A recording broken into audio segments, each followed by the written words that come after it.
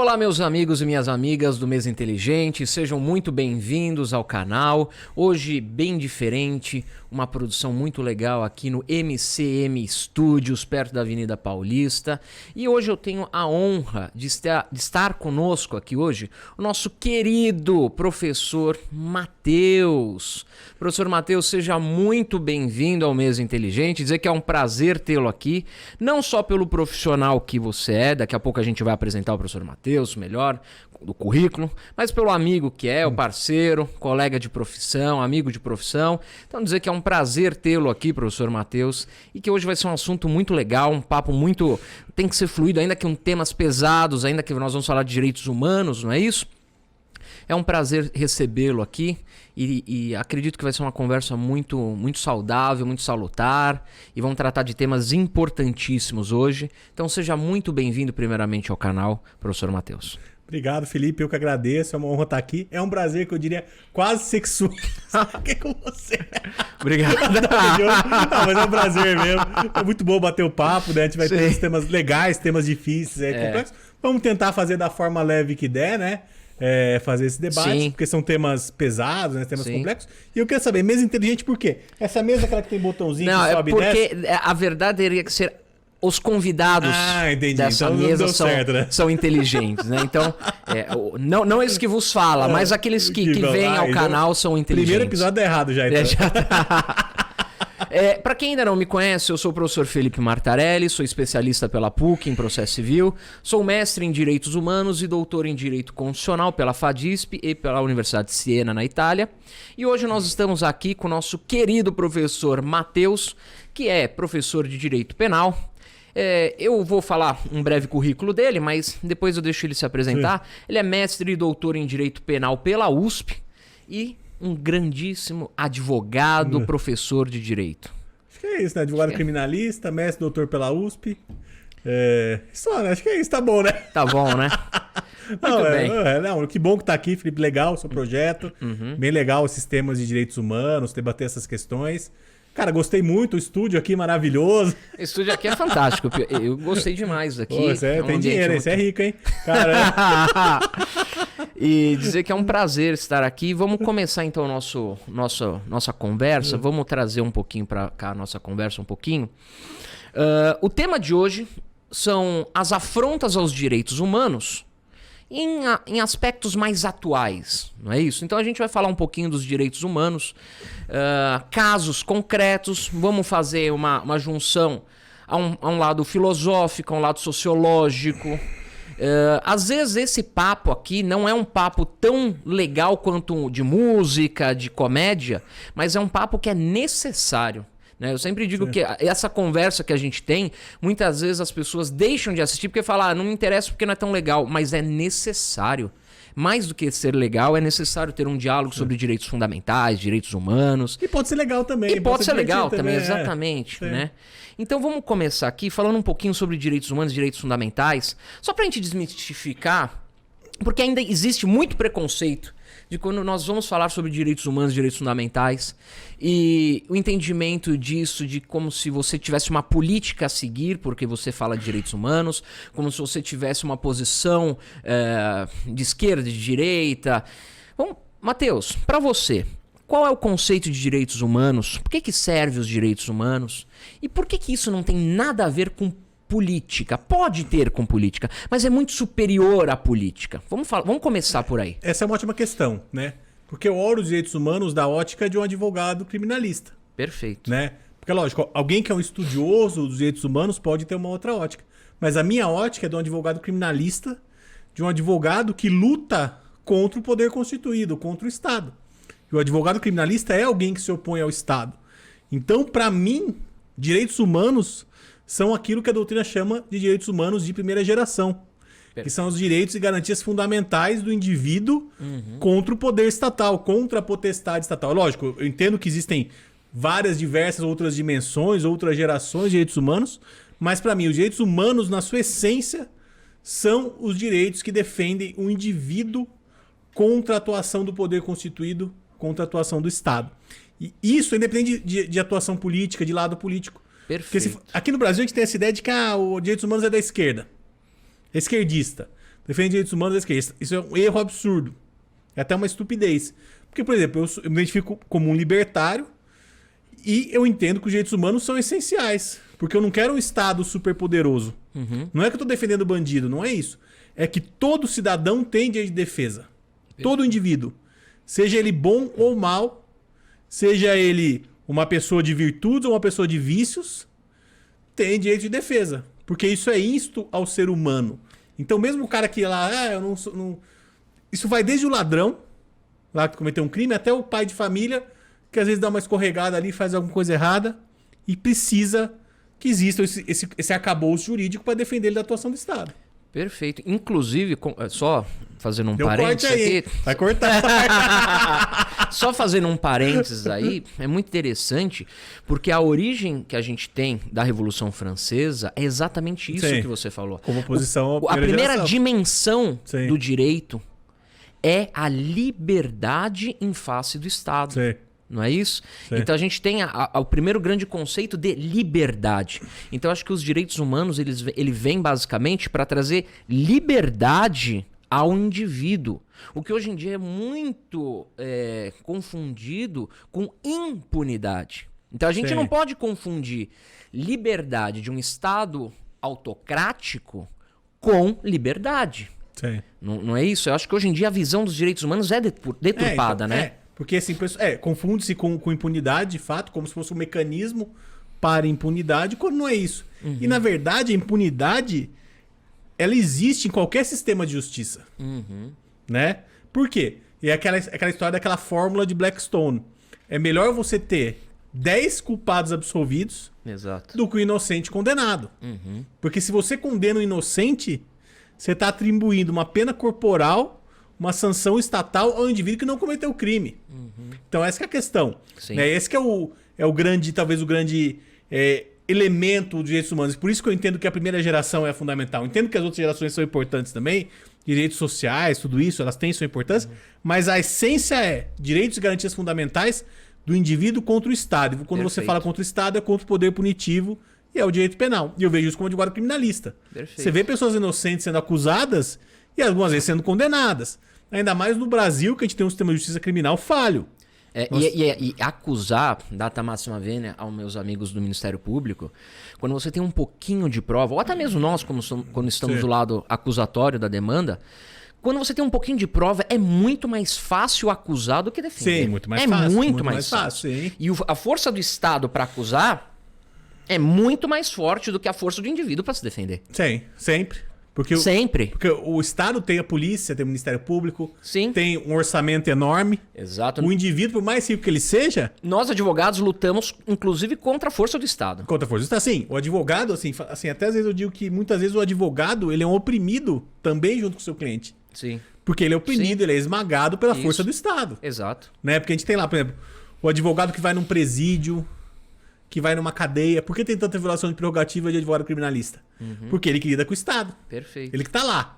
E daí você tá naquela arquitetura, naquele local, você tá num ambiente onde você tem pessoas nervosas, talvez estressadas, funcionários públicos, que tem, querendo ou não, prerrogativas de funcionários públicos.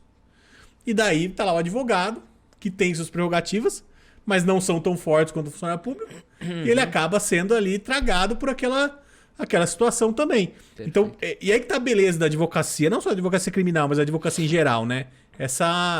Esse embate, né, contra o poder constituído, contra o Estado, essa questão, até que eu diria subversiva, né, da advocacia. A advocacia, ela é, de certa forma, subversiva, talvez, né?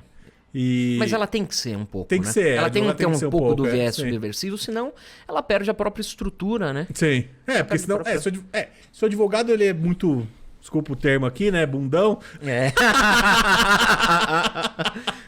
não dá muito certo. Você tem que ser corajoso para ser sim, advogado. tem que ser corajoso. Você tem que ser corajoso. Tem que ter coragem. O cara que é muito puzilante...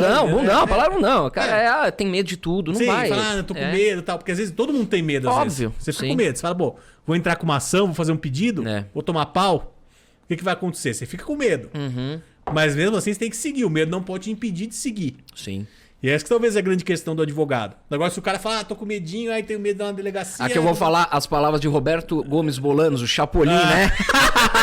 Não, é verdade. Ele fala o seguinte, ele fala, o super-homem não é herói. Porque o super-homem não tem medo. Herói é o Chapolin, que mesmo com medo vai lá e faz o negócio, né? É mais ou menos o advogado. Às vezes a gente tá travado lá, puta, mano, vai dar merda isso aqui. Caceta, audiência. Caralho, como que a gente resolve isso daqui e tal? E você vai até tentar, às vezes dá certo, às vezes não dá certo. E às vezes porque também não tá tudo na mão do advogado pra resolver, não é isso? Divulgação é obrigação de e-mail, né? É obrigação de e-mail. Por isso que não pode ter resultado. Então a gente vai lá, tá prometendo resultado, não pode. Só pra gente não perder o fio da meada, Matheus, a gente tava falando de direitos humanos, a origem, a função, o conceito, a natureza jurídica de direitos humanos. Só pra quem tá em casa e quer saber, os direitos humanos, basicamente, ele é dividido em 3 dimensões. Tem mais, né? Tem quarta, sexta, mas isso é data máxima. É pra vender livro isso aí. 3 dimensões já tem tudo, né? Você tem a primeira, a segunda, a terceira dimensão. Se você tiver dúvida e você quer um sistema mnemônico pra decorar, lembra da Revolução Francesa. Igualdade, liberdade, igualdade e fraternidade. Primeira, segunda, terceira dimensão. Basicamente isso, né? Uma primeira de liberdade do indivíduo, que o Estado não pode. Na segunda, uma social, que o Estado ele tem que fazer, ele tem que ser ativo para produzir. E uma terceira que ele tem que vir, ainda que meio de maneira omissiva, trazer uma fraternidade global. Não é isso? Então, se a gente segue esses ditames, nós estamos falando de direitos humanos. E aqui um ponto fundamental. Pessoal, qual é a diferença de direitos humanos e direitos fundamentais? Direitos fundamentais nada mais são do que os direitos humanos positivados numa carta. Então, quando a gente importa os direitos humanos universais, os direitos humanos do mundo, e coloca na nossa Constituição, ele leva a nomenclatura de direitos fundamentais. É simplesmente essa a diferença. É a positivação dos direitos humanos, né? Então, realmente é muito importante falar de direitos humanos, inclusive porque tem muito preconceito. Quando eu fiz mestrado em direitos humanos, eu ouvia, é para defender bandido, você é contra... Então, esse ranço que se tem... E você nem é advogado criminalista, eu né? sou civilista. Eu sou civilista, né? Mas eu mexo muito com direito de família, por exemplo, né? Então a gente mexe com direitos humanos ali na Barracos de família, barraco, casos de família. Cristina Rocha, Cristina Rocha? Um beijo pra você, se quiser um dia vir aqui, ó, tá convidada, viu? Chama o Fifi no programa também, chama aí pra resolver os barracos, viu? Casos de família. PSDNA, vou entrar dando aquele espacate que o cara... Ratinho! Muito bem. Vou aproveitar o momento, então, que a gente ainda está no começo da conversa, falando de direitos humanos. Eu vou presenteá-lo, professor Matheus, agora, com 2 livros. Um livro meu com a autoria da minha esposa, junto com a minha esposa, que fala sobre ortotanásia, que tem tudo a ver... Na verdade, todos os meus livros têm a ver com direitos humanos, né? Então, ortotanásia e a atualização necessária do nosso contrato social, que Rousseau fala. Um livro que eu escrevi com a minha esposa, um beijo pra minha esposa, a amada Nildete. Legal. Então tá aqui um livro com uma dedicatória pra você, Matheus. Que lindo. Com todo o nosso coração. Vamos ver se tem um coração aqui dentro. Tem um coração. Não, o coração tá dentro. E vou presenteá-lo com a minha segunda obra, que é um livro sobre bullying. A responsabilidade do estabelecimento educacional sobre o bullying. Então, que foi minha dissertação de mestrado, transformei num livro. E fiz uma dedicatória com coração. Essa aí é boa, hein? Faço Vou até mostrar o coração pra câmera aqui, pra câmera 2, hein? Ó. Fiz um coraçãozinho, tá bonitinho. Pelo amor de Deus, hein? Sua esposa vendo também. Poliamor. Poliamor. Então, legal. Obrigado pelos livros. São excelentes leituras. Aí farei loeias, né, à noite, assim, quando eu estarei na minha cama. Só um pouco... Não, compra onde? São as melhores leituras. Leia sempre com uma taça de vinho ao lado. Uma taça de vinho? Posso que hoje faltou o vinho, mas sempre, nas próximas, a gente vai sempre trazer vinho. E eu posso ler pelado? Jesus amado. Pode, da natureza humana. Mas onde é que compra esses livros? Eu quero comprar, onde é que eu compro? Livraria Cultura, na Paulista, pela Liberar, no site. Tem na Amazon? Tem na Amazon, Compra na Amazon, se quiser comprar online, ou na Cultura, Liberars. E também no meu Instagram. É isso, tem que dar seu arroba, pô. Você começou o programa e não deu seu arroba, pô. Não dei arroba, faz tempo que eu não dou arroba. Piadinha. Piada, tem que ter piada. @ Professor Felipe Martarelli. Quem quiser me seguir, por gentileza, @ Professor Felipe Martarelli. Pode seguir aí, tamo junto. Vamos continuar esse nosso papo importantíssimo. Já falamos o conceito de direitos humanos. Você quer falar mais alguma coisa sobre o conceito da natureza jurídica dos direitos humanos? Para mim, como advogado criminalista, minha perspectiva é de primeira geração, né? De primeira dimensão. Lógico, os outros são importantes, a Constituição, nossa Constituição era prolixa, né? Mas acho que é isso. Direitos humanos é direitos fundamentais, entendeu? O que está positivado. Pode ser eventualmente o que venha do direito internacional também, mas é lógico que é muito mais difícil a aplicação na prática, né? Perfeito. E até tem um tema interessante aí, que é essa questão do seu livro, porque eu tô com um caso que está discutindo isso. Eu mexo muito com isso, com essa parte de bullying. Se você quiser comentar, eu trouxe aqui na nossa pauta alguns casos atuais que afrontam direitos humanos para a gente fazer esse debate aqui. Um deles está relacionado ao bullying. Se você quiser começar por ele, eu acho que a gente já pode pegar o fio da meada e eu vou te fazer algumas perguntas sobre bullying. A gente vai fazer esse diálogo, essa conversa, chegarmos o que é o bullying, como ele é fomentado, mas queria te passar a primeira palavra, Matheus, para que você possa fazer suas considerações iniciais sobre o bullying, até falar de caso, né? Sim, acho que o bullying agora, acho que o grande, talvez, tópico do bullying está relacionado a esses tiroteios e homicídios em escolas, né? Perfeito. Porque assim, a gente tem alguns estudos americanos que falam, lógico, que o bullying não é a principal causa, mas ele é uma das causas que está relacionada a esse tipo de atentado, né? Então os estudos americanos, os Estados Unidos têm muito mais quantidade, muito mais tempo de assassinatos em escolas, a ponto de eles conseguirem fazer estudos empíricos para saber quem são essas pessoas, né? Qual atitude, o que tem em comum, né? Qual seria ali a causalidade ou a correlação em cada caso. E eles têm um estudo bastante complexo que fala, você tem primeiro questão de criação, né? Pais muito permissivos, pais que deixam os filhos, que não são muito próximos, então o grande elemento comum é esse. E um segundo elemento comum seria o bullying. Em regra, são indivíduos, esses autores de crimes em escolas, são indivíduos de classe média, brancos, por volta de entre 16 e 18 anos, em tese excluídos, né? Pessoas que talvez ali sofressem bullying dentro da classe. E isso é um elemento interessante, né? Daí eles falam, olha, e eles dão sinais.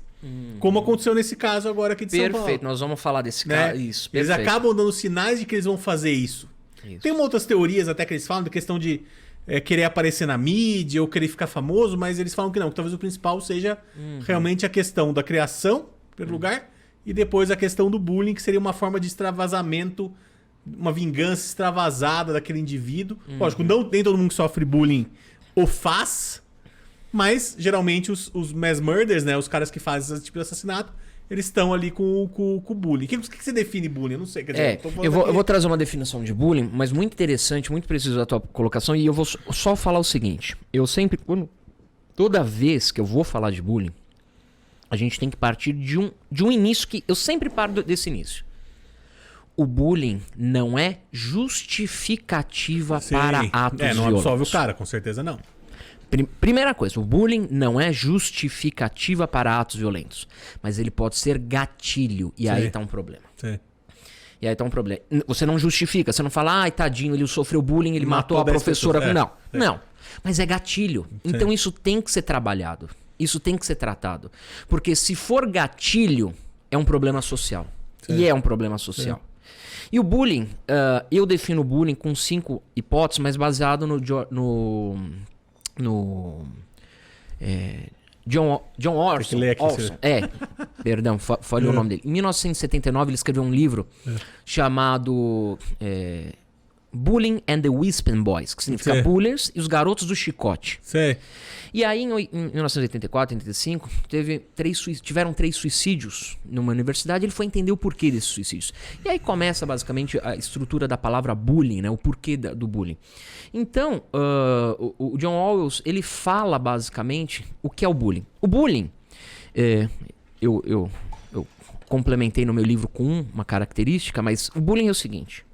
O bullying significa uma violência sistemática. O que quer dizer sistemática? Ela é uma violência habitual, ela é rotineira, reiterada, como aqueles crimes habituais. Ela é feita perante um sujeito que tem uma hipossuficiência defensiva, ou por fraqueza física, ou até mesmo psicológica. A pessoa não consegue, ela não tem aquela violência, ela não consegue se defender daquilo, segundo. Terceiro, é feito por um grupo ou por um indivíduo de maior força que ele... E sempre com a plateia, né? Sempre com uma plateia, perfeito. Sempre com uma plateia para assistir a humilhação pública. Falam que o efeito plateia é muito grave no indivíduo, isso, né? Muito grave.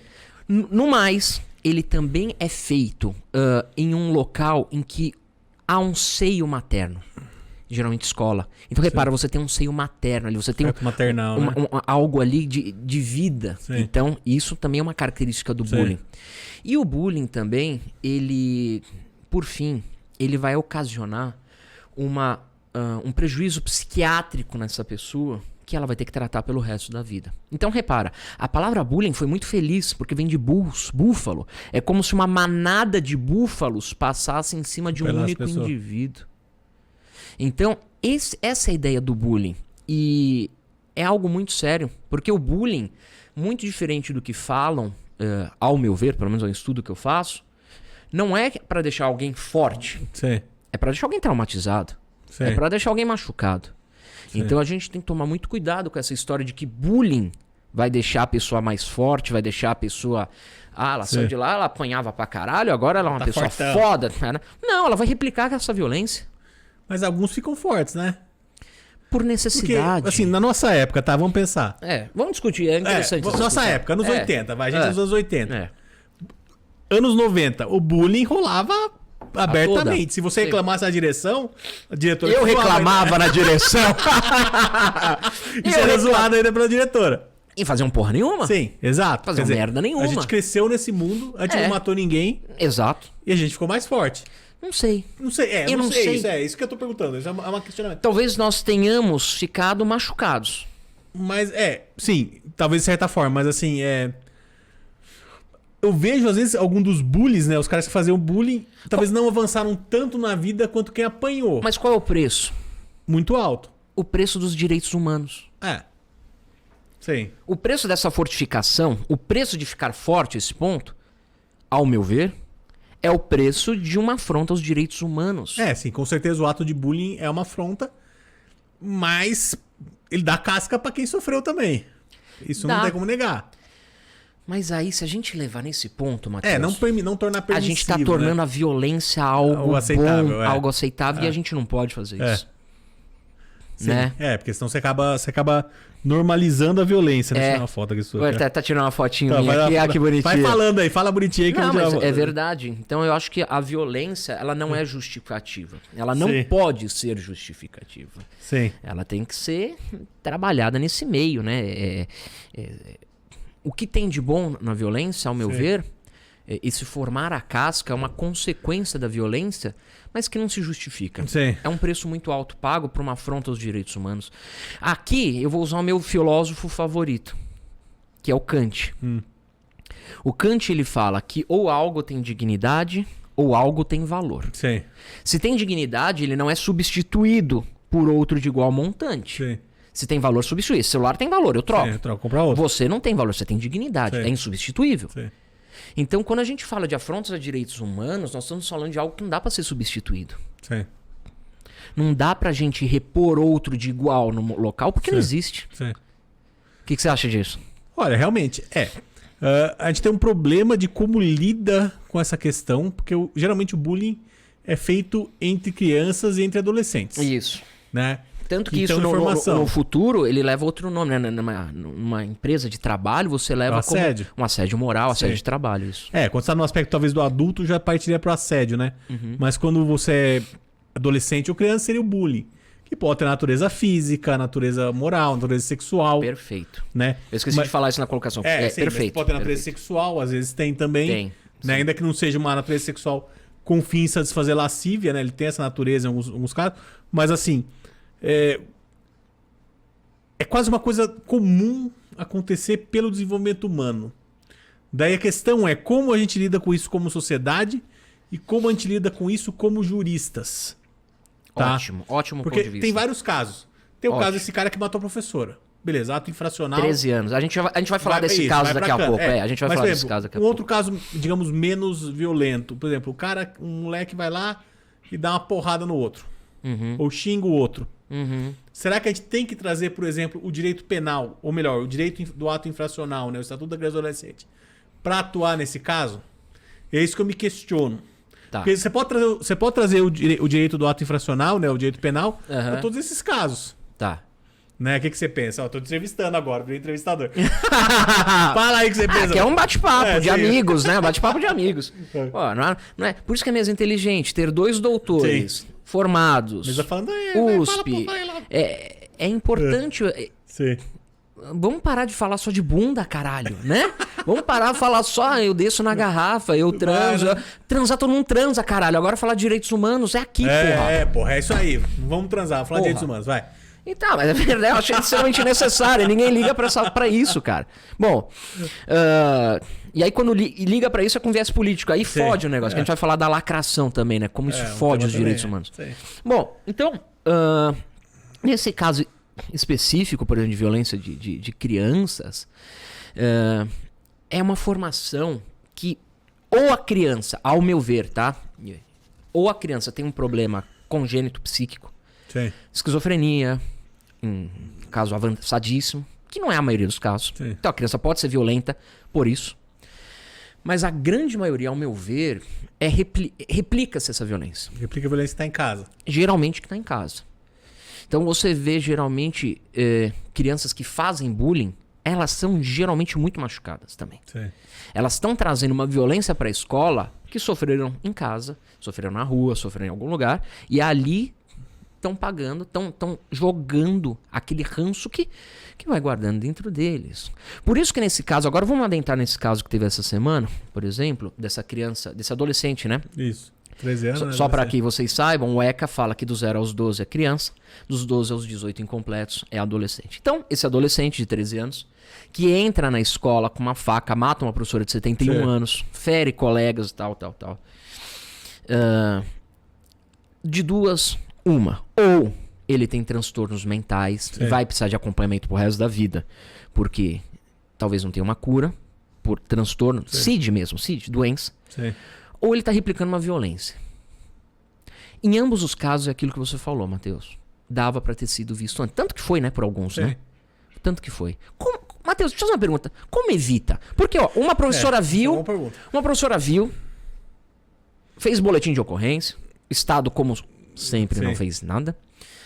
Os pais, que era a função também dos pais, vem um filho com sobrenome na internet do outro que matou na outra escola, falando que vai fazer ameaça.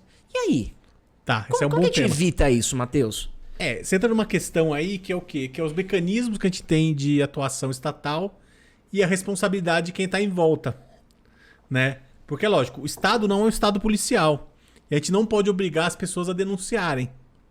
Tá? Elas não podem ser obrigadas, elas não podem ser acusadas copartícipes por não terem denunciado. Então, por exemplo, quem viu e não denunciou não é partícipe desse crime. Tá.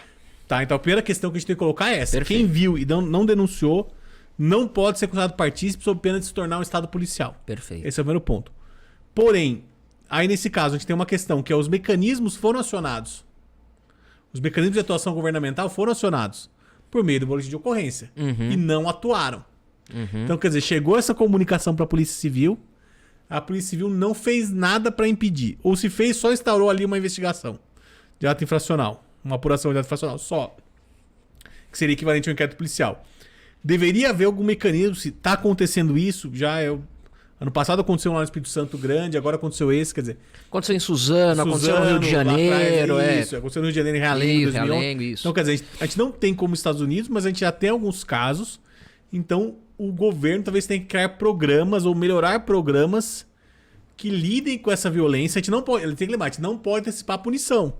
Sim. Não é Minority Report. A gente não pode prever o futuro e falar, esse cara vai cometer um crime, vamos prender ele. Não. Sim. Não antecipa a punição. Porém, se uma pessoa está, se um adolescente, né, está dando indícios de que ele vai cometer um crime, de que ele pode fazer alguma coisa nesse sentido, como a gente não pode armar os professores, a gente vai ter que criar um mecanismo para que ele seja chamado num ambiente administrativo ainda, para que ele tenha auxílio de médicos, de psicólogos, de psiquiatras. Não pode prender ele, não pode internar, porque ele não cometeu o crime ainda.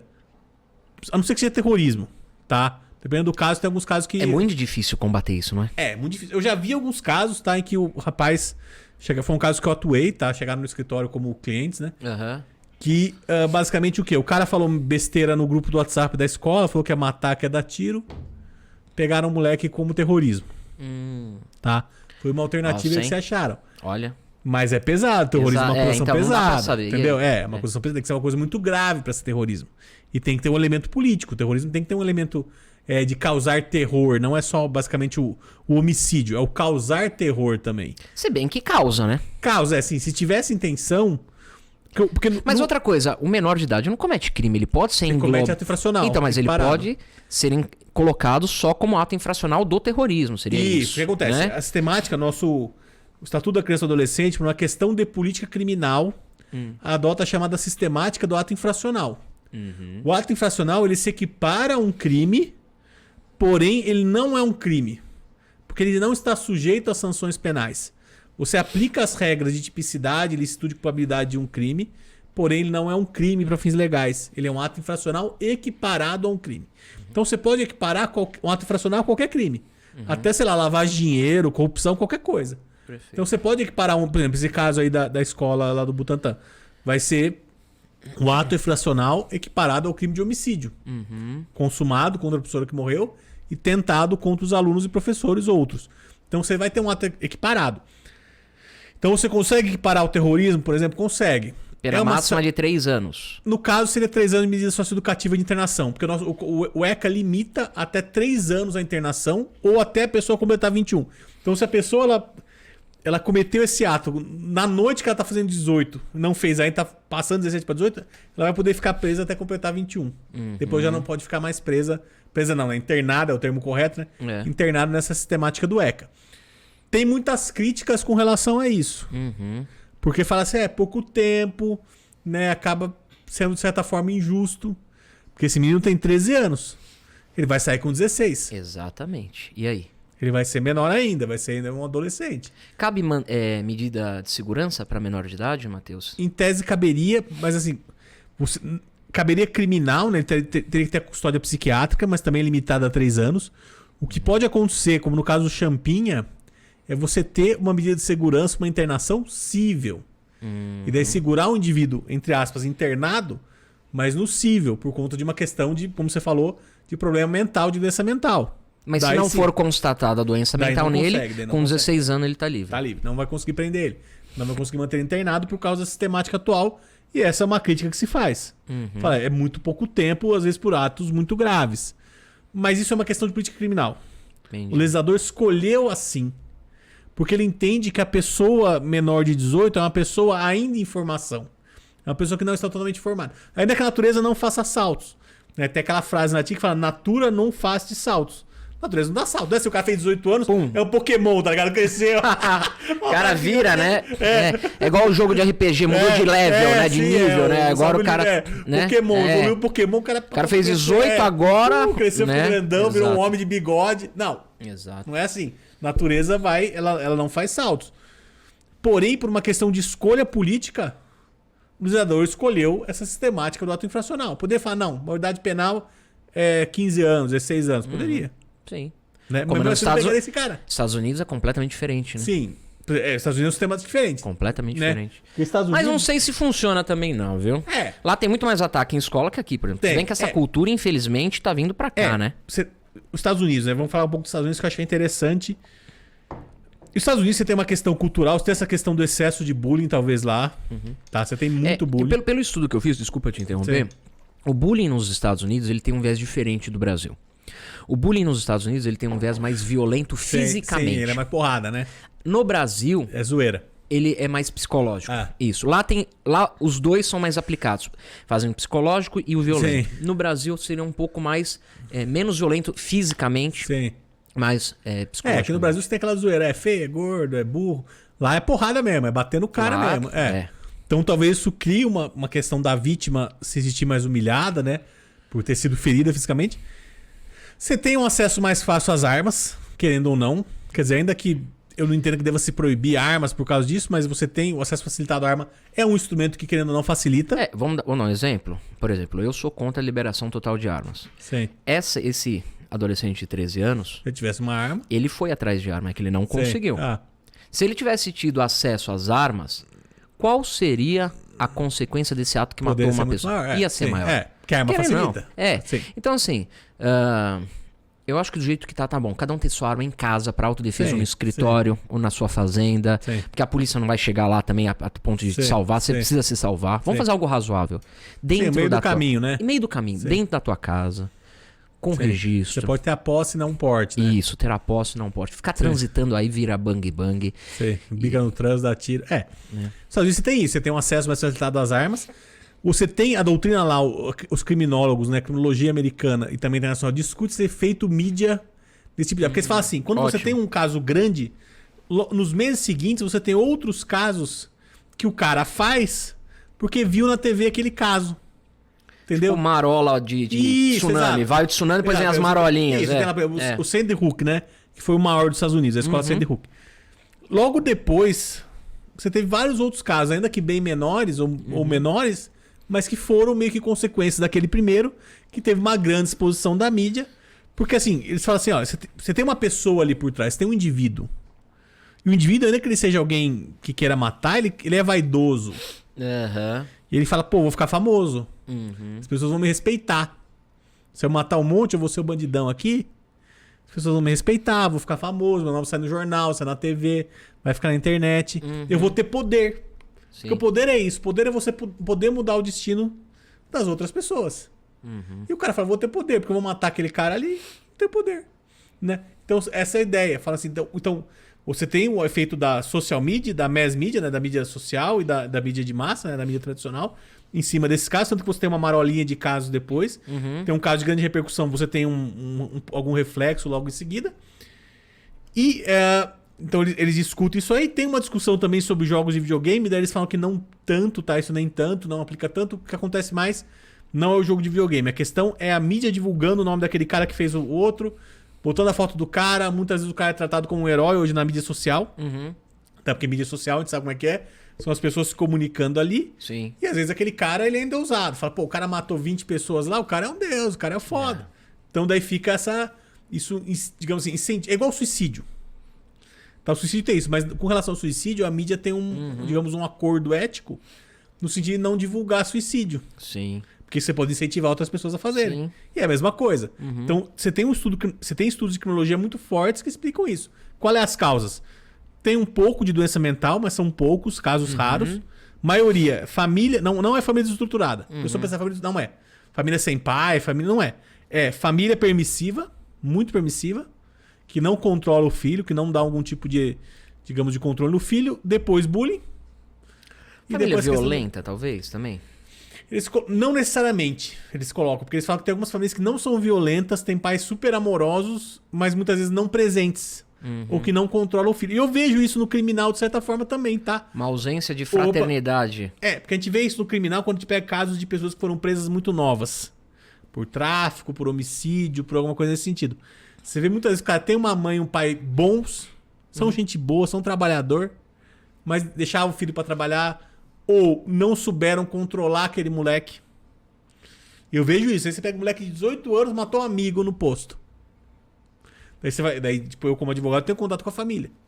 Você acaba refazendo o histórico. Sim. Você fala, poxa, a mãe do cara é muito permissiva. Você percebe isso.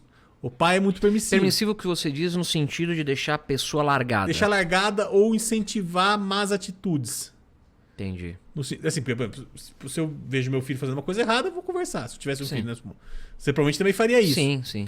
Um pai nesse perfil, eu não sou psicólogo, mas eu vejo que eu tô falando que eu vi, né, na prática. Um pai nesse perfil fala, ai, que bonitinho. Ai, que legal. Meu filho furtou tal coisa. Puta, legal, ele foi inteligente. É isso, esperto, é isso. espertinho. Pô, que feio. Em vez de falar, porra, meu, você vai furtar, isso é crime, pô. Você tá fazendo besteira. Não, falar, legal, tá, que se for da loja, entendeu? Entendi. Né? Depois eu resolvo, você encher o saco, a gente resolve, entendeu? Entendi. Esse tipo de pensamento acaba levando a um indivíduo que não entende as regras. Vira digamos, não um marginal, mas um borderline, alguém assim que tá entre aquela linha do lícito e de ilícito. Entendi. Que a gente vê no penal muito isso, tá? Eu entendo que esses rapazes aí desses crimes em massa, né? São mais ou menos isso. Geralmente é um homem, classe média, tem uma família relativamente estruturada, mas teve permissividade. É alguém, muitas vezes, que quer devolver pro mundo uma coisa que ele sofreu, que ele acha que ele sofreu. Quer devolver pro mundo. Perfeito. Então você acaba... Ou o cara faz isso, ou o cara vai pro tráfico. Isso eu concordo perfeitamente. E cara de classe média. Sim. Não é cara pobre. O cara que vai pro tráfico é o cara pobrão. Não. É o cara de classe média, às vezes, que fala assim, pô, vou ganhar um dinheiro fácil aqui. Não, o verdadeiro traficante, ele tá no Anália Franca, Não, sim, ele tá nos lugares de rico, ele não esse tá... aí, ele o não, chefão, né? O chefão. O cara que tá na favela é um... O traficante médio. Médio. Classe média, tá? Sim. Geralmente um cara de classe média, ele fala, vou vender aqui no condomínio, vou fazer as coisas até ele cair. Ou ele compra uma arma, pra se sentir poderoso, ele fala, pô, tem uma arma? Eu sou poderoso. A arma dá poder. Sim. Ela dá poder de decidir a vida do... Eu posso matar o outro, eu posso decidir a vida dele. Sim. Né? E uma coisa que eu acho bem interessante nisso que você tá falando, Matheus, que a gente pode trazer pra cá, já que é uma mesa inteligente, tratamos de coisas inteligentes, vamos trazer um pouco o que a Hannah Arendt falou. Sim. A Hannah Arendt, lá no julgamento do Eichmann, né? No Eichmann em Jerusalém. Eichmann em Jerusalém, ela tem ela faz um subtópico do livro que chama Banalidade do Mal. E a grande questão da banalidade do mal que a Hannah Arendt traz é o seguinte: ela entra no julgamento do Eichmann pra ver um monstro. Sim. Pra ver um diabo, pra ver... Um cara super malvado, um cara super malvado, matador, alguém com a personificação que a gente tem na nossa cabeça do mal. E era um tiozinho. E era um ser humano. E aí ela fala, porra, fudeu, cara. O ser humano, velho. Dentro de cada ser humano tem um mal banal. Sim. Cada ser humano pode se fazer atos de crueldade absurdos dentro de uma normalidade. Sim, normalizar o mal, né? Você acha que o bullying pode ter um pouco disso ou não? Olha, tem algumas teorias, inclusive, para estudar o nazismo, que falam que sim. Né? Mas é interessante estudar isso, né? Porque você tem aí, talvez o bullying um pouco, talvez... esse tipo de autoritarismo permite que pessoas ascendam. Talvez que pessoas que não teriam poder numa democracia, ou que não teriam voz ascendam. Então tem umas teorias que falam isso, criminológicas. E você tem também a questão das estruturas de poder. Das estruturas organizadas de poder. Porque assim, se organiza um sistema de forma que o cara que tá mandando matar não é o mesmo que mata, e um passa a responsa pro outro.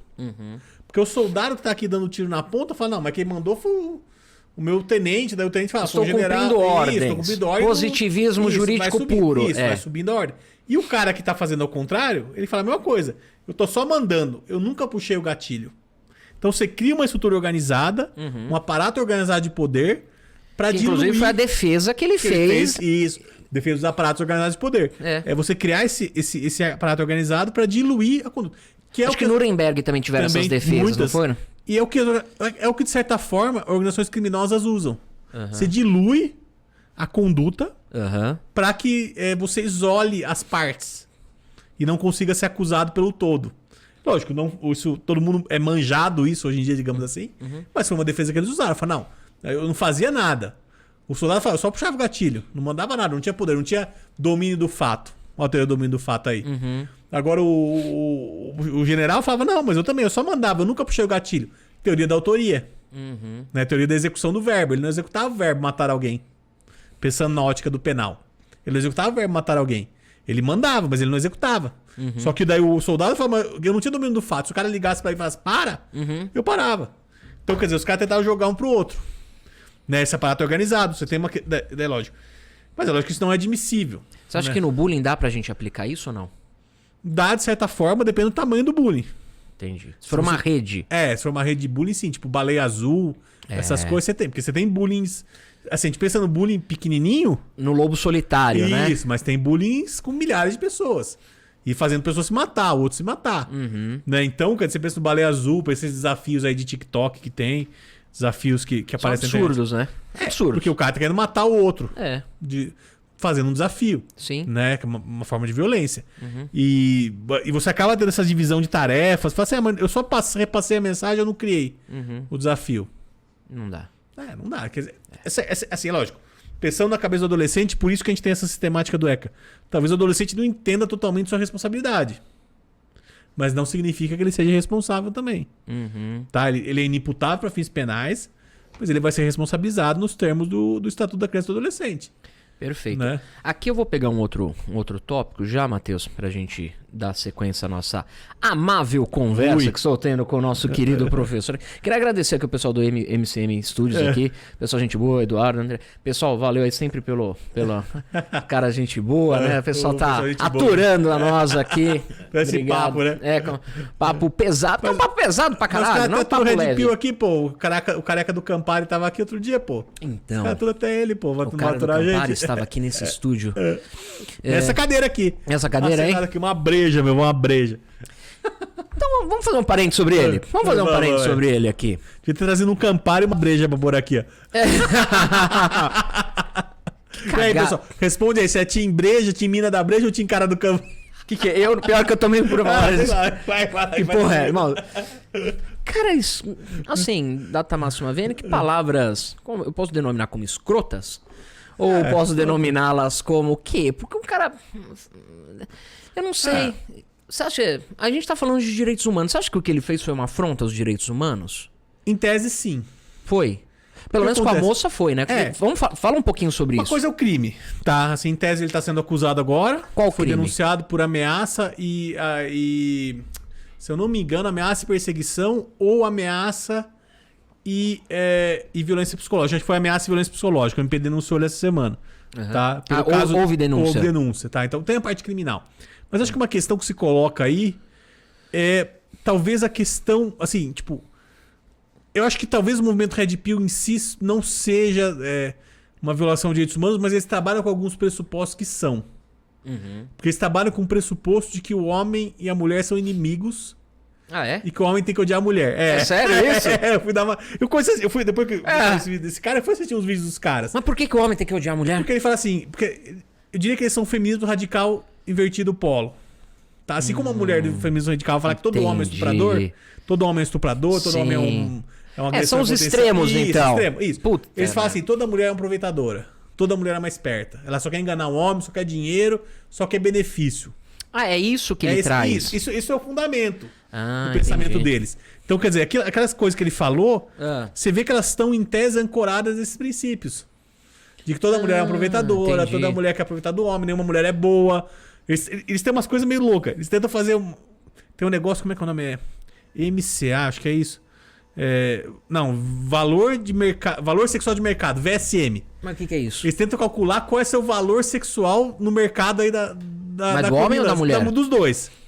Tem umas contas que eles fazem. Valor? É. Aí já era o que o Kant falou lá da dignidade do valor, né? É valor. Já Não é fudeu, dignidade, já fudeu a tese do Porque Kant. se você é um homem 9, você pega fácil uma menina 8. Agora se a menina é 10, não vai... Tipo, umas coisas meio loucas. Assim, Mas isso é coisa de criança de 5 anos de idade, cara. Isso que eu tava conversando até outro dia. É uma infantilidade. Esses de quem caras não tem. pensam o que talvez eu pensasse quando eu tinha 15 anos. É o que eles pensam. Quando você é bobo de Quando 15 você é anos. bobo, você não pegou ninguém. Exato. Eles pensam igual eu penso. Puta Que é o quê? A mulher aproveitadora, porque assim... E eles falam pra esse público. Eles têm público, tem muita gente que é assim. Às vezes o cara tá lá, tipo, 16 anos, 18 anos, fala, pô, não peguei ninguém ainda, não tenho uma carreira ainda, não sou ninguém.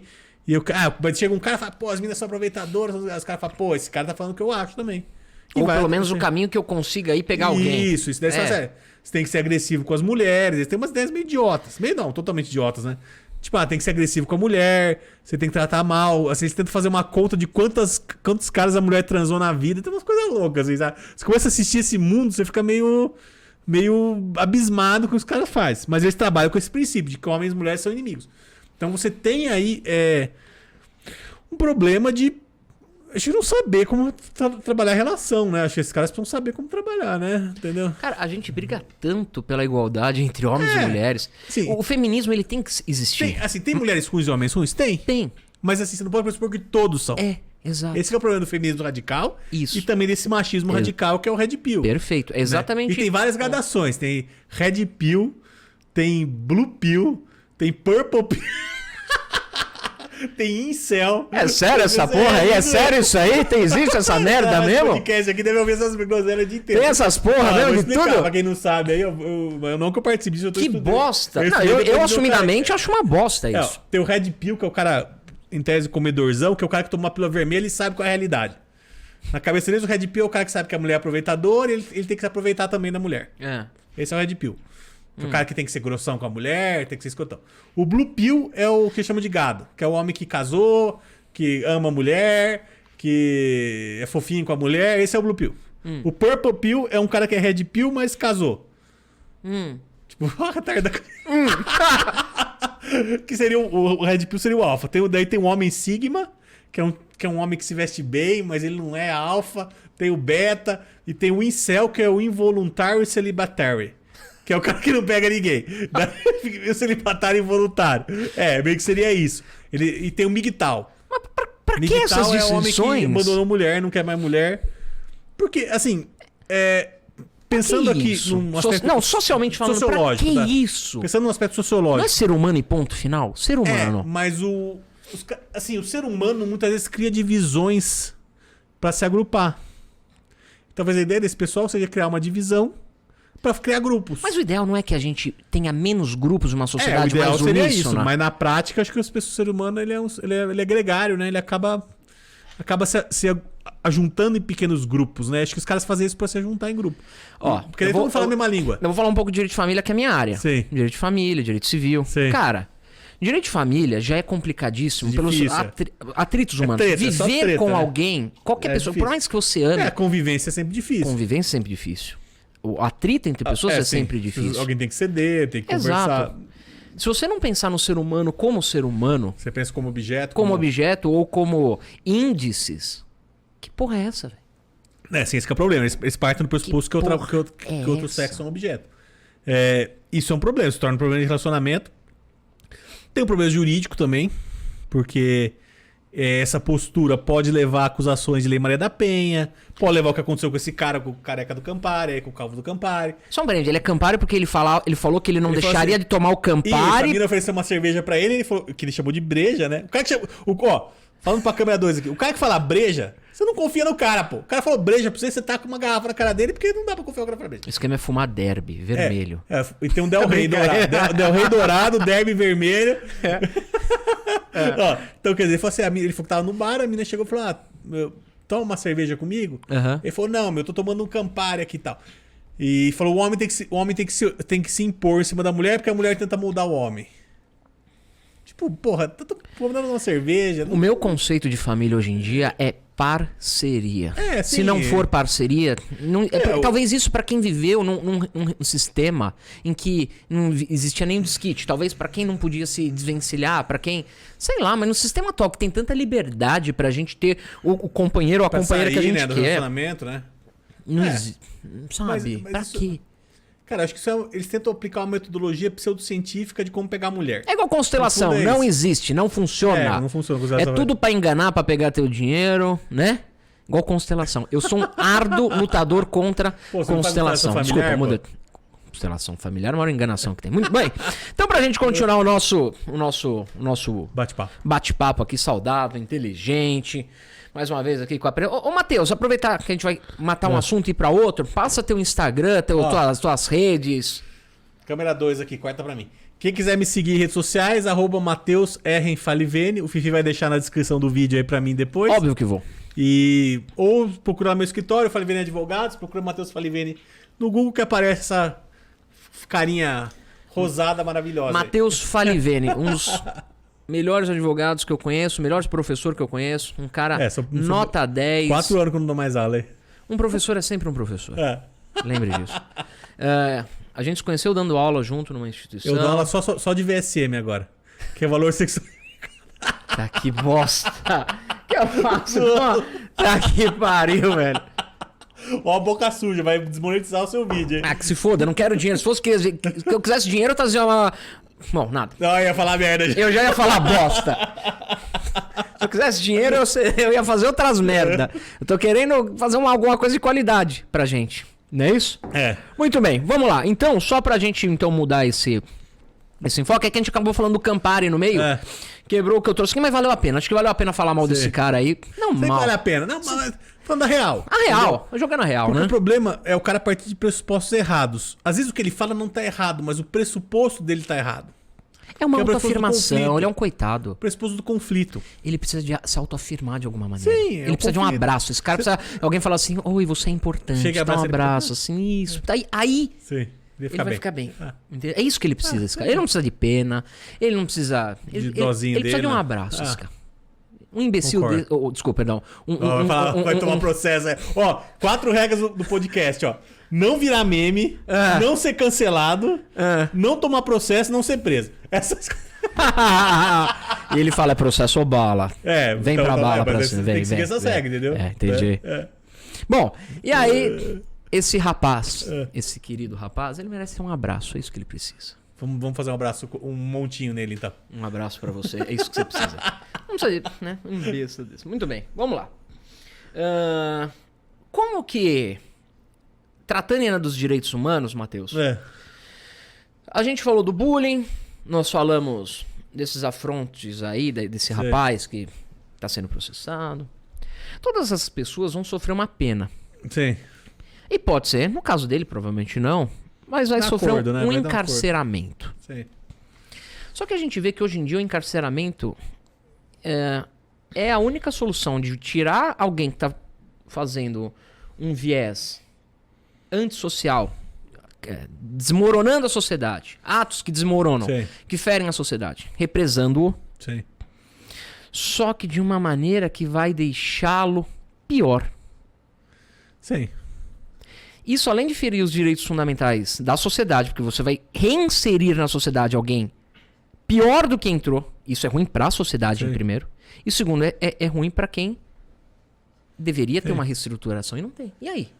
Bom, o cárcere, ele é um grande problema social e jurídico há séculos, né? Lógico, ele é uma alternativa muito melhor ao que se tinha antes. Porque antes você tinha um clausuramento até executar a pena de morte. Era assim. Então o cárcere já foi um avanço aí, tirar a pena de morte, pelo menos aqui no Brasil. Beleza. Mas a questão é, função da pena. A pena... Ela é mista no Brasil, É mista? Não, todos os países ela é mista. Ou ela tem que ser, ou ela almeja ser mista. Por quê? Você tem primeiro a função de expiação do mal, que é basicamente retributiva, que é tirar o indivíduo de circulação durante um período. A pena tira esse indivíduo da sociedade e põe ele numa sociedade fechada, própria, que é aquele pequeno universo da cadeia, na unidade prisional. Então você tem essa questão, primeiro, de tirar o indivíduo, de retribuição do mal que ele fez. Você tira ele. Mas também você tem a questão aí de gerar medo nas pessoas, que é a prevenção geral. Então você tem a prevenção especial, né? Negativa, que seria tirar de circulação. Perfeito. Né? Teria a prevenção geral, positiva e negativa, que seria gerar temor e, de certa forma, educação na sociedade, porque se eu vejo aquele indivíduo sendo preso, eu falo, porra, eu não quero ser preso também, então eu não vou cometer crime. A pena tem esse efeito também, a gente não pode negar que tem esse efeito, ela tem esse efeito. Perfeito. E você tem também a prevenção especial positiva, que seria a ressocialização. Isso. O problema é que, na prática, você nunca ressocializa um indivíduo tirando ele da sociedade. E esse é o problema fundamental da pena. Né? Você vai tirar o indivíduo do convívio social. Né? Só que você não vai dar mecanismos para que ele aprenda a ser alguém melhor, aprenda a conviver em sociedade. Né? Isso você pegar a Noruega, por exemplo, Finlândia, vai ter esse problema. Numa cadeia maravilhosa que parece um quarto de hotel a cela. Vai ter esse problema também. Né? Porque você está tirando o indivíduo, subtraindo da sociedade, e uma hora você vai ter que devolver ele. Se você não tem uma pena de morte ou uma prisão perpétua, uma hora esse indivíduo será devolvido para a sociedade. Como, por exemplo, o maníaco do parque, que em pouco tempo estará de volta à nossa sociedade. Tá acabando a pena dele, ele vai voltar. Isso. Assim como o Pedrinho Matador que mataram agora estava em liberdade. E que não foram ressocializados. Não até foram então. ressocializados, continuou com o mesmo pensamento. Então, quer dizer, a cadeia, como ela é formatada hoje, o indivíduo só é ressocializado se ele quiser por caminhos próprios. Que é encontrar religião ou o arrependimento, digamos, próprio, mas não pelo sistema. O sistema é falido. É falido. Eu conheço muitos que se ressocializaram. Ou porque encontraram ali uma religião e viram. A religião tem esse viés sociológico tem, importante na cadeia. Muito importante, né? né? Eu falo, no sistema prisional, o aspecto religioso é muito importante.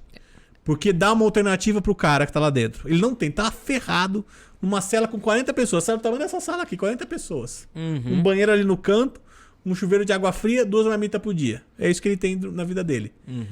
Se ele não tiver nada pra se agarrar, ele não vai sair daquilo nunca. Tem alguns, então, que vão pra religião. Outros vão pra uma redenção pessoal, eu diria. Tá? O cara vê que é muito melhor ter uma vida de Zé em liberdade do que ter uma vida de rei preso. E tem muita música do Racionais MCs que fala isso. Né? Que melhor você ter uma vida de Zé e tá em liberdade, tá com a sua família, do que ter uma vida de rei e tá ferrado lá no CDP Pinheiros. Então tem alguns que percebem isso, eles fazem esse cálculo. Mas tem outros que não. E daí, por diversos motivos, continuam na atividade criminosa. E a cadeia, você tem um problema de violação de direitos humanos, como é lá no Brasil hoje. Aqui em São Paulo é o menos pior, talvez, do Brasil. Mas, mesmo assim, ainda é muito ruim. Por quê? Você tem problema de superlotação. Você tem problema de não... digamos, não... como é que eu diria? Não conformação com a disposição legal. Porque você tem... as cadeias não são divididas pelo crime que o indivíduo cometeu. Você mistura indivíduos que cometeram vários crimes. A própria arquitetura da cadeia, ela é complicada. Ela é uma arquitetura que é brutalista, digamos assim. Ela é brutal, ela é violenta. Então você tem uma arquitetura violenta. Pro próprio advogado, tá? O advogado que vai na cadeia, que frequenta a cadeia, frequenta um presídio, o CDP, ele sabe como é. Não é mesmo delegacia também, mas a cadeia ainda é pior. Você sabe que aquela arquitetura é uma arquitetura que é violenta. Né? Ela é feita pra ser assim, porque não, as pessoas querem sair, né? Então ela E como a gente resolve isso, Matheus? Ou não resolve? Tem várias teorias. Mas tá? é utópico, a gente nunca vai resolver Nunca isso. vai resolver. Na Assim, prática, nunca. 100% nunca vai resolver. Porque quem tá preso, É o que eu acho a não ser que você ocorra a abolição total do direito penal. Não, Isso aí é direito pior penal para a mesmo. sociedade. Sim, Aí se acabar com o direito penal, pode ser que você consiga. Porque tem até uma ideia de um direito penal libertário onde você não teria mais pena corporal, você teria uma espécie de cancelamento social da pessoa. Complicado isso, né? Complicado, porque você vai cancelar. Vai ser uma pena de natureza civil, digamos assim, que seria uma espécie de cancelamento. O problema é que isso também pode trazer injustiça, tudo bem. É discutível essa teoria, mas assim, teria que melhorar a qualidade da cadeia, teria, mas o problema é um problema quase orçamentário. Não tem problema dinheiro. político. A cadeia não dá voto e custa muito caro. Então, uma coisa que custa bilhões por ano, não dá voto.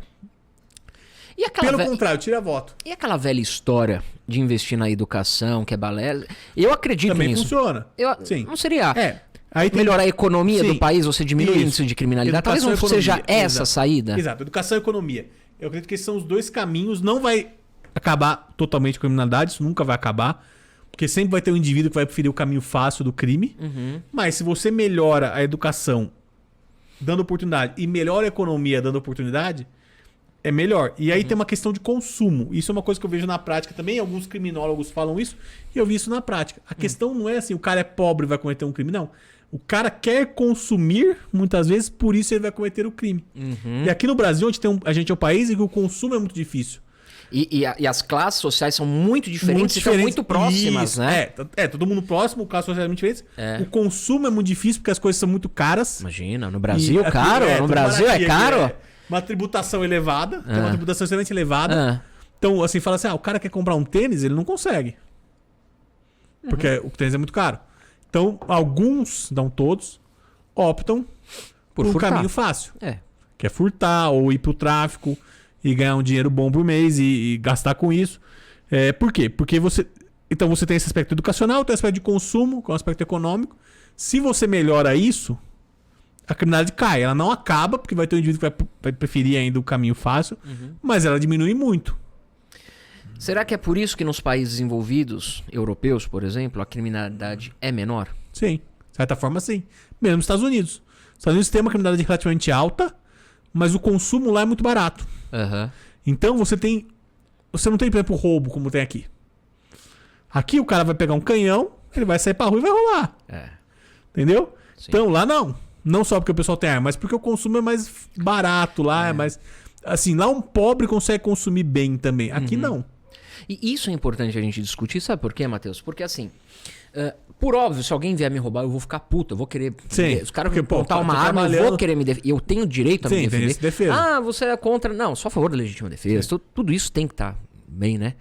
Mas às vezes eu acho que a gente passa o nosso ranço e muitas coisas internas psicológicas que nós temos na criatura do bandido. Quem é o bandido? Sim, no indivíduo que tá ali O cometendo indivíduo que tá ali furtando. O cara pegou um negócio ali que não deveria. Beleza, ele tem uma pena a cumprir. Sim. Mas repara que a gente gosta de colocar De o nosso matar o cara. ódio em É, cima sim. disso. Porque o ser humano ele é vingativo. É. O ser humano, assim, do direito penal, eu falo, a gente vê o ser humano na sua contingência, na sua falibilidade. É. E tanto o cara que está cometendo um furto, um roubo, é um indivíduo falível que está ali na sua contingência, está ali na sua falibilidade, quanto o indivíduo que vai tentar linchar esse cara depois. É. Mas eu acho que a gente acaba se vendo. Sim. A gente vê a nossa fraqueza A nele. gente se confere como sociedade. É. Porque assim, a gente tem um problema no Brasil, que alguns criminólogos estudam, que é um problema interessante, que é o quê? A gente, por conta talvez do jeitinho e por conta também de... A gente vive num estado de coisas aqui, um estado de quase guerra entre as pessoas. Sim. Ninguém confia em ninguém. Nosso contrato social é bem... Isso, nosso contrato social é muito belicoso. Dali, né? É um contrato Belicoso. porque Gostei da palavra, É um exatamente. contrato social que não funciona. Aqui as pessoas confiam muito pouco umas nas outras. É. Tanto que você tem sistemática de cartório, reconhecer firma. Em outro país o cara assina a assinatura do cara, a palavra do cara é o que vale. Aqui não. É. Você tem essa questão do jeitinho. Aham. Assim, pensa, tipo, o Rio de Janeiro. É um pouco isso. Né? Você tem muito jeitinho, você tem muito malandro pra pouco otário.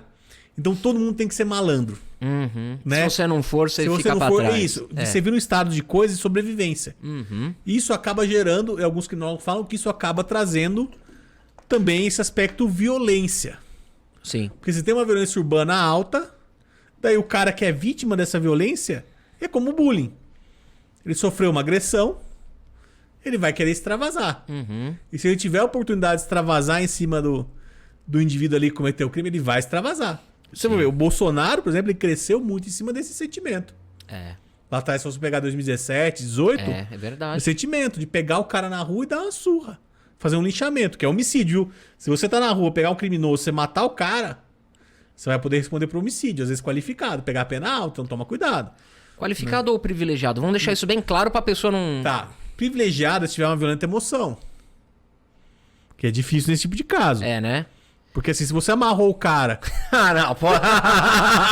Porra, Ai, mata o caralho, cara. né? Vou Daí- passar com o caminhão 5 vezes em cima. Tá, Daí sei, não, é. pô. Daí vai Sim. ser qualificado dependendo das circunstâncias. Sim. Então, quer dizer, igual aquele caso que teve no Guarujá da mulher lá que pegaram a mulher, mataram, que nem era, que não tinha nada a ver. Cara, esse caso é terrível. Ó, pra quem não sabe esse caso que o professor Matheus tá contando, é o seguinte. Uma mulher matou uma criança. Acho que era ritual, rolou ritual. um boato, né? Rolou um boato, boato. boato, que uma mulher tinha matado uma criança num ritual de magia Satânico, negra. Magia negra e tal. Uma senhora que não tinha absolutamente nada a ver com a história, estava andando ali na rua. Alguém apontou pra ela e falou, é ela. É ela. Aí vem aquela coisa da A turba, né? Da multidão. Agora, né? Aquele fervor tipo de torcida, né? É. Lincharam a senhora. Tem vídeo disso. Tem Tem um vídeo. cara batendo com a bicicleta na cabeça dela. A senhorinha caída no chão. Não tinha nem sabia o que estava acontecendo. Mataram a mulher lá. Então, é isso que a gente fala de direitos humanos, não é? É esse o ponto. Sim. Esse Esse é o isso ponto. que a gente está Direito defendendo. humano- Isso, porque acontece, você fez o julgamento, assim, essas pessoas que mataram essa mulher, elas fizeram uma simulação de julgamento Momentâneo. sem devido processo legal e aplicaram a pena de morte. Isso. O devido processo legal, ele nasce em 1215, Sim. na Magna Carta, artigo 39 da Magna Que é Carta. pra evitar justamente isso. A lei da Porque senão terra. o senhor feudal fazia o quê? Fazia a mesma coisa. É. Olhar pra esse cara, mata esse cara. Entendeu? É. Então, hoje em dia, a gente tá falando de algo que surgiu em 1215, a gente não aplica até hoje em 2023, cara. Sim. É lógico, isso aí é um julgamento paralelo, né? Julgamento fora do Estado, como do PCC. É. E o que acontece dentro dos presídios muito, né? Sim, hoje tá mais controlado, mas ainda Porque acontece. o próprio PCC Controla. controla. Sim. Você já reparou, Máxima Vena, que o PCC vem fazendo coisas sociais estranhas nesse ponto? Não permite usar crack na cadeia. Mas você vê- Mantém a cadeia Ó, organizada. O que tá acontecendo, Você vê, cara? se você- Pelo amor de Deus. Se você pegar os livros do Rothbard, né, e outros livros que falam de formação do Estado, Ah, você tem uma teoria chamada teoria do bandido originário ou teoria do bandido estabelecido. Que eles falam, o Estado é basicamente algum criminoso, alguém mais forte, que em determinado momento se estabeleceu e falou, vou roubar outras pessoas pra eu ter meu dinheiro aqui ficar de boa, os outros trabalham, eu vou só pegando. Isso, os Estados formam assim lá atrás. Lá na Mesopotâmia, sei lá onde. aham. O Estado paralelo, que são as organizações criminosas, elas mimetizam essa formação do Estado. Uhum. Então ele chega lá, se estabelece um local, Certo. Ele vai começar a roubar as pessoas que estão naquele local. Ok. Vai cobrar uma taxa mensal. Milícia. Milícia é um exemplo. A milícia, os traficantes também, mas a milícia é mais claro porque ela é militarizada, né? A milícia é um exemplo de formação do Estado, o Estado no seu início. Entendi. Ele vai lá, estabelece, ele tem armas, as pessoas não têm armas. Ele fala, estamos aqui nessa região, aqui, esse bairro aqui é nosso. Sei lá, Bela Vista aqui é a região do Mateuzinho, e o Mateuzinho vai mandar aqui. Sim. Cada empresa que tem aqui vai pagar R$100 por mês de mensalidade para poder ficar aqui. Se não pagar, morreu. Só que daí, a hora que eu vou formar o Estado, eu vou criar leis, vou criar normas para disciplinar essa região. Sim. Vou falar, ó, se eu pegar alguém roubando aqui, vai tomar uma surra, vai morrer. Aham. E daí eu vou começar a executar essa pena. Você vê, criar normas. É um Estado. Sabe por que isso é doido? É óbvio que eu sou contra crime organizado, Sei. milícia. Óbvio. E não tenho mas aqui. Quando você vê isso, você vê, por exemplo, que dentro de alguns lugares que a milícia ou que o crime organizado manda, não tem violência. Porque eles matam quem faz violência. Isso. É doido isso, Eles né? falam assim, se o cara bater na mulher, o cara morre. Só que eles fazem isso por um motivo. Por quê? Eles não querem a polícia lá. Ah, Porque a polícia é outro Estado. Perfeito. Tem um Estado constituído e um Estado paralelo. O Estado constituído ainda é mais forte mas que se o a Estado polícia paralelo. faz parte, e aí? Daí você mistura tudo. Porque Mas- a gente sabe que em muitos locais a polícia faz parte. No caso do Rio de Janeiro, por exemplo, a questão da milícia, sim. Mas nem sempre toda a polícia faz parte. Você não tem controle disso. Então você não quer ela lá. Entendeu? Você não quer ser o inimigo no seu território. Porque se você tem um Estado paralelo, a polícia é outro Estado. É como se fosse um Estado estrangeiro. Sim. E você não quer o Estado estrangeiro mais forte Do que o próprio Estado. fazendo uma intervenção no seu Estado paralelo. Entendi. Você não quer os Estados Unidos aqui com tropa aqui no Brasil. Mesma Sim. coisa. Sim. Entendeu? Eu falo assim, pô, eu tenho lá minha milícia, tô na minha região, mas o Estado do Rio de Janeiro é ainda mais poderoso, a polícia. Eu não quero mexer com esses caras.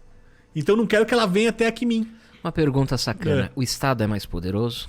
É, Ainda é? ainda é por causa de tributo. Porque assim, o Estado, ele subtrai as pessoas pela tributação, querendo ou não. Então tem muito dinheiro, tem muito poder, tem muitas armas, tem um efetivo muito grande. Se você vê o efetivo aqui de São Paulo, quanto é da Polícia Militar e da Polícia Civil, são quase 200 mil homens.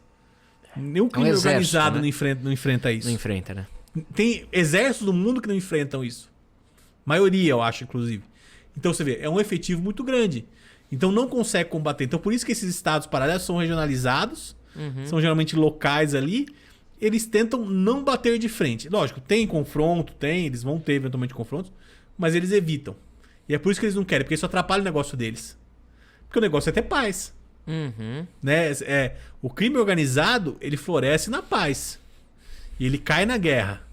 Tanto que tem teorias que falam isso. Se você pegar todas essas grandes organizações criminosas, máfia, Al Capone, Cosa Nostra. Cosa Nostra, essas aí antigas dos Estados Unidos Sim. e tal, você vê que elas têm assim... Elas começam Nossa. pequenininhas, começam ilícitas, né?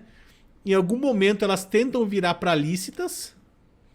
Muitas vezes não conseguem fazer essa virada até o final e acabam decaindo depois por causa de guerra. Entendi. Porque elas começam a entrar em guerra com outros estados paralelos ou com o próprio estado. E daí acaba decaindo e sumindo, e daí vem outra, e assume. Cara, E vai indo, você vê que o PCC é de agora aqui em São Paulo. Antes tinha outros, grupos menores, talvez, tal. Você vê, o PCC, ele conseguiu meio que organizar a coisa aqui, porque pra ele, estrategicamente, é muito melhor ter paz do que ter um monte de facção brigando, como no Rio de Janeiro. Porque a facção brigando, morre gente, você perde arma, você tem custo. Agora, se tá na paz... tá é o só PCC trazendo paz pra sociedade. Não, não é que tá trazendo paz, mas é uma questão comercial. Sim. Os estados constituídos fazem isso também. Por que os Estados Unidos e a China não entram em guerra? Comércio. Comércio. Sim, porque fala, pô, se tiver uma guerra, todo mundo sai perdendo. Pode ser que tenha um vencedor no final da guerra. Essa paz é bom pros direitos humanos? É uma paz, digamos que é uma paz. É uma paz fria, né? É uma paz. Como é que eu diria? É uma paz tênue. Uma paz. Porque ela Mas é uma tá num limite. Tá no limite, é uma paz limiar. Não vou dizer que é boa pro direitos humanos ou ruim, porque a guerra seria muito pior pro direitos humanos. Sim. Só vê a Ucrânia. A ideia aqui é debater as ideias mesmo. Sim. É jogar pergunta Tá, e a gente pensar. guerra. Tipo, E aí? Ucrânia. Um país que estava relativamente ok, tá destruído. Sim. Entendeu? Seria Então- a mesma coisa se começasse uma guerra, Sim, igual mas- foi há 15 anos atrás, começaram a atirar em policiais. Lembra Sim, disso? exato, 2006, exato. Mas Sim, se tem uma guerra deflagrada, ela é sempre pior do que a paz. Ainda que seja uma paz ruim, uma paz tênue, ela ainda é melhor do que uma guerra. Porque a guerra tem muito custo. O custo de direitos humanos da guerra é muito alto. Seja uma guerra civil, seja uma guerra estrangeira, né? Uma ameaça estrangeira, seja uma ameaça interna. Porque você vai ter gente morta, você vai ter um custo. Os estados, ou as economias acabam se transformando em economias de guerra. Então você vira toda a economia para guerra e você tem morte, tem gente sofrendo, as pessoas não conseguem trabalhar mais direito, tem questão de alimentação. Porque a alimentação vai para alimentar o soldado, não para maternidade, não para hospital, não para o asilo, vai para o soldado que tá lá dando tiro. Então, quer dizer, você transforma toda a economia para isso. Então a guerra ela nunca é boa. Né? Lógico, ela é boa economicamente, isso tem que deixar claro. para algumas pessoas. Por isso, para algumas pessoas. Sim. Esquece Direitos humanos aqui, Sim. tô falando de economia. Por Sim. isso que tem muitos países que vivem em guerra. Sim, porque isso dá dinheiro para algumas Isso dá pessoas. muito dinheiro, Que exato. talvez tenha influência sobre os políticos. Exatamente. E o político é alguém que está querendo poder. Exato. Exato. Então, talvez ele não pense de forma racional. Isso. Né? Aquela história, o Winston Churchill tem frase disso, né? O político muitas vezes não pensa no soldado, né? Isso se pensou alguma Você vez. nunca Acho pensa, que né? nunca Essa- pensou, né? São homens velhos querendo brigar pelo sangue dos jovens. Né? Apostando o sangue da vida dos jovens. Se você pega bem antigamente, quando por exemplo, você pega Ricardo Coração de Leão, um pouco antes do Sim, 1113. Isso, um pouco antes da Magna Carta, né? Sim. As expedições de guerra, o rei ia à frente. Sim, Ou ele participava de algumas batalhas, sim. ou ele ia, pelo menos no campo de batalha, gritar com seus soldados e vamos, né? Tinha ainda um pouco isso. Sim, talvez. Não. O próprio Coração Leão morre em expedições, mas hoje em dia nem isso tem. O cara fica guardado num... Mas é que hoje é muito mais arriscado também, né? A guerra mata muito mais hoje, né? Do que naquela época. Naquela época, os caras se batendo com espadinha e lancinha. Tudo bem. Matar, morria um monte de gente, vocês morriam, mas tinha que ter o contato físico e tal. Sim. Hoje em dia, o nego aperta o botão e já era.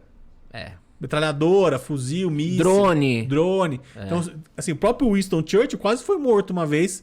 Ele foi pra frente de batalha lá. Quando teve a invasão da Europa, quase que mataram ele. Porque ele tava lá na frente. Então, hoje em dia, eles pensavam, uma estupidez botar esse cara na linha de frente. Porque ele vale muito mais do que o soldado. do que o soldado. Mas em termos de direitos humanos, É igual. é igual, mas são seres humanos. É isso que é doido, Então, né? Tá errado. A gente quantifica a pessoa, né? Mas é que aquela história, os direitos humanos, ainda que ele seja muito importante, no fundo, os direitos fundamentais, né, são só papel rabiscado. Olha Triste que- essa frase, hein? É. Olhem essa frase, Ó, que corta aí, tristeza corta essa aí, frase, vai, hein? vai, vira corte. Essa frase Vira foi corte. triste Não, demais, mas Jesus isso, amado. pô. No fundo, os direitos positivados são só papel rabiscado. Assim, é lógico, a gente tem a questão... O que está por detrás pode prevalecer, talvez os direitos naturais, se a gente quiser chamar assim, eventualmente podem prevalecer, mas aquilo que está no papel é só papel rabiscado. Aí o que você tá falando, tem um doutrinador que chama Carl Loewenstein. Sim, o Lowenstein. O Loewenstein. Ele fala, né, que tem dois tipos de constituição. A constituição escrita e a real, né? Sim. É mais ou menos Isso. nessa pegada. Exato. Mas eu acho que os direitos humanos, eles têm que ser instrumentalizados. Tem. Não tem... Ele não pode... Mas ele não é aquela do papel. Ele pode ser do papel, ao meu ver. Mas é que o nosso legislador ele tem a ideia que o papel modifica a sociedade. Quando é o contrário. É o contrário. A sociedade tem que orientar o papel. Isso. Então você tá numa guerra, você rasga a Constituição. Entendeu? Mesmo hoje em dia. Você vê aí várias tentativas de modificar a Constituição, tirar direitos e garantias. Eu falei, só papel rabiscado. Vamos tirar. Pra que ter habeas corpus? E o penal é o que mais sofre disso. Não é? Porque tem pau toda hora do penal. Querem tirar direitos e garantias. Pra que ter então, direito à presunção de inocência? Vamos tirar. Só papel rabiscado, tira. Sim. Entendeu? Então essa é uma grande questão. A Constituição real, ela é importante. Mas talvez a Constituição escrita, ela seja só um papel rabiscado. Então a gente tem que trabalhar. Eu assim, fazendo uma crítica à nossa Constituição, tendo que ela é belíssima, que ela é muito importante. Ela é muito importante Nossa para o Brasil. Constituição é uma das mais bonitas, mais bem redigidas. Sim. Ela é prolixa. Ela é extensa, mas... Bem redigida, mas ela foi decepada com o tempo. né? Ela foi muito Só uma modificada. observação, a Constituição americana de 1787 tem 20 e poucas emendas. 21 emendas, 21 emendas e é a mesma até hoje. Sendo que as 10 primeiras emendas foram feitas 3 anos após. Sim. A nossa de 5 de outubro de 88 tem 150 emendas nessa porra, velho. Sim, quer dizer, tem 250 artigos, então quase todos os artigos já foram modificados ali, praticamente. Nossa, é verdade. Então, o que acontece? Talvez a gente tem que talvez a Constituição devesse ser mais concisa. Mais consuetudinária, talvez? Não. Não, mais concisa. Concisa. Porque aqui a gente trabalha com um sistema legalista, né? Então, mas uma Constituição concisa, que dê o núcleo. Materialmente constitucional, não coisas formalmente constitucionais. Exato. A Constituição não precisa dizer, o tributo, por exemplo. Tributo, isso aí, matéria de legislação infraconstitucional. Isso. A Constituição tem que dizer qual os direitos e garantias do cidadão contra o Estado, Isso. como o Estado vai agir na sua essência. Fora isso, é papel rabiscado. Uhum. E esse que é a nossa Constituição. Assim, muitos discutem, a Constituição brasileira não é efetiva. Ela não é efetiva porque ela é papel rabiscado. Não é porque ela não é efetiva, é porque a gente não tem instrumentalidade dela. Exato, porque o nosso judiciário não é efetiva, nosso poder executivo não é efetivo, nosso Ministério Público não é efetivo. Muitas vezes até esses poderes, né, e o Ministério Público, eles não só não efetivam, como são agentes de violação da Constituição. Uhum. Agentes de violação de direitos e garantias. Uhum. Por questões políticas. Uhum. Você vê hoje essa questão toda do Supremo, esse debate todo, é porque o Supremo está no ativismo, o Judiciário em geral e o Supremo em particular, estão num ativismo judicial muito grande a ponto de você transformar o direito quase em política. Você já reparou que isso que você está falando, que atualmente a gente está mais com um lado híbrido do que totalmente positivista? Sim, porque a jurisprudência ela tá com força igual nos Estados Unidos. Exato, isso. Não era para ela ter essa força. Não, porque a gente acabou adotando um sistema meio misto. Porque a jurisprudência permite que a política entre o direito muito mais fácil. Porque a gente tem aquela ideia assim, o poder legislativo é um poder bundão, vagabundo, então o judiciário tem que entrar e modificar. Uhum. E como o judiciário entra e modifica? Jurisprudência. E acaba legislando. Exato. Você acaba tendo um judiciário legislador e não um judiciário intérprete e aplicador. Mas o que é pior? Vamos pensar aqui. O que é pior? Você ter um judiciário ativo que vai legislar, ainda que erroneamente, ou um judiciário que não funciona junto com o legislativo que também não funciona e deixa a lacuna aí? O que é pior aí, gente? Eu acho que é pior o ativismo. O ativismo? Porque se você não tem uma lei, quer dizer que as pessoas estão livres naquilo. Agora, se você tem uma lei, se você tem uma jurisprudência, está limitando a atuação do indivíduo. Você está tirando liberdade.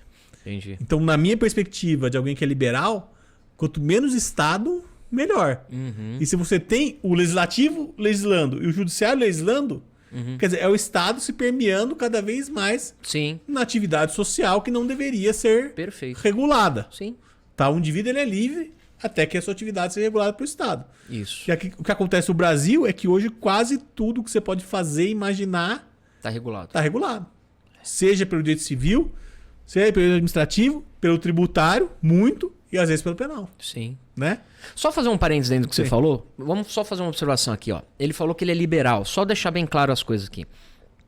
Uma dica pra você que quer falar, sempre que perguntam se você é liberal, se você é social, esquerda, direita, eu tenho uma resposta que vale muito a pena. Porque as pessoas não sabem o que estão respondendo. E isso é uma verdade. Às vezes nem eu sei o que eu estou respondendo. Mas assim, quando perguntam se você é de esquerda, de direita, se você é liberal, a primeira pergunta é: qual esquerda e qual direita? A gente tem tantas esquerdas e direitas. Nós temos a esquerda e direita da Revolução Francesa. Nós temos a esquerda e direita da Revolução Industrial. Nós temos a esquerda e direita da Segunda Guerra Mundial. Nós temos a esquerda e direita do Getúlio. Nós temos a esquerda e direita da ditadura militar. Nós temos a esquerda e direita do FHC. Nós temos a esquerda e direita petista. Cada uma é uma coisa completamente diferente uma da outra. E que uma fala que é a outra, mas no fundo não é. Todo mundo igual. É igual, mas não é igual. Quem que o Bolsonaro e Lula sabe de Marx, sabe de... Porra nenhuma. Você tá entendendo? Esses dois, na verdade, sem querer fazendo uma crítica muito liana aqui, são dois políticos que querem receber as benesses da política. Só. Isso. Né? Alguém quer receber as benesses. Altos cargos, altos salários, jatinhos e carros oficiais e toda a pompa. Porque se você parar pra ver a esquerda da Revolução Francesa, que sentava à esquerda... Arrancava a cabeça dos outros. Violenta, claro que era. Sim. Mas eram os pobres, era quem queria reforma, era... Sim, aquela ideia conservador versus revolucionários, né? Isso. E hoje a gente tem um conservador que é liberal economicamente É. e um não bate. Eu diria até que a esquerda hoje ela é mais conservadora em muitos aspectos, inclusive, né? Porque a esquerda quer manter o bate. Estado forte. Não bate. É que hoje a coisa está mais diluída e aqui no Brasil a gente não tem. Talvez a gente não tenha. As pessoas querem ser de um lado ou de outro sem conhecer os conceitos. A minha opinião. Se você tiver que escolher entre esquerda e direita, não escolha nenhum dos dois, escolha o ser humano. O que vale é isso, o ser humano. Não importa se você é de esquerda, não importa se você é de direita, o ser humano é sagrado e ponto final. É isso que eu acredito. Certo. Foda-se a esquerda, foda-se a direita. Sim. O que o ser humano precisa para ser digno? É isso, então é isso que a gente vai fazer. Pronto, é isso que tem que ser feito. Na verdade, se a gente ficar discutindo esquerda e direita, quem se fode é o ser humano que não tá nem de um lado nem de outro, se é verdade? você for pensar esquerda e direita, na verdade, são caminhos para chegar no bem-estar. São caminhos. Se você for pensar corretamente, não essa putaria que é a política do Brasil, tá? São dois caminhos que você tem para chegar no bem-estar do ser humano. Mas que não chega. Porque fica nessa putaria. Porque fica nessa putaria e esquece do principal, que é o ser humano. Sim, exato. Porque fica na política. Quem rouba mais, quem põe porque mais aí finge que tá falando do ser humano, finge que tá falando do ser humano, e ninguém tá falando do ser humano. O governo do Lula, ele pensa quanto ser humano? Nada. 0. Então, o governo do Bolsonaro? Nada também. Então. 2. Então, quer dizer, ninguém pensa. Nem a FHC, nem o Ciro, nem a... Assim, nenhum o Brasil, deles. o Brasil ele tem um problema. O Estado aqui ele é autopoético no sentido de que ele vive para o próprio Estado. Ó, Nicolas Luhmann. Porra. O cara mandou Luhmann, Quantos porra! corte não deu hoje? Caralho, o cara mandou Luhmann, velho. Luhmann aqui Posso te agora. dar um beijo na boca agora? O cara falou de Luhmann. Não vou dar. O cara falou de Luhmann, caralho. Maravilhoso, então, o Estado autopoético. do Brasil ele é autopoético no sentido de que ele se retroalimenta. Sim. Assim, você vê, todos, assim, o funcionário público no Brasil, ele quer o quê? Trabalhar pro bem-estar do povo?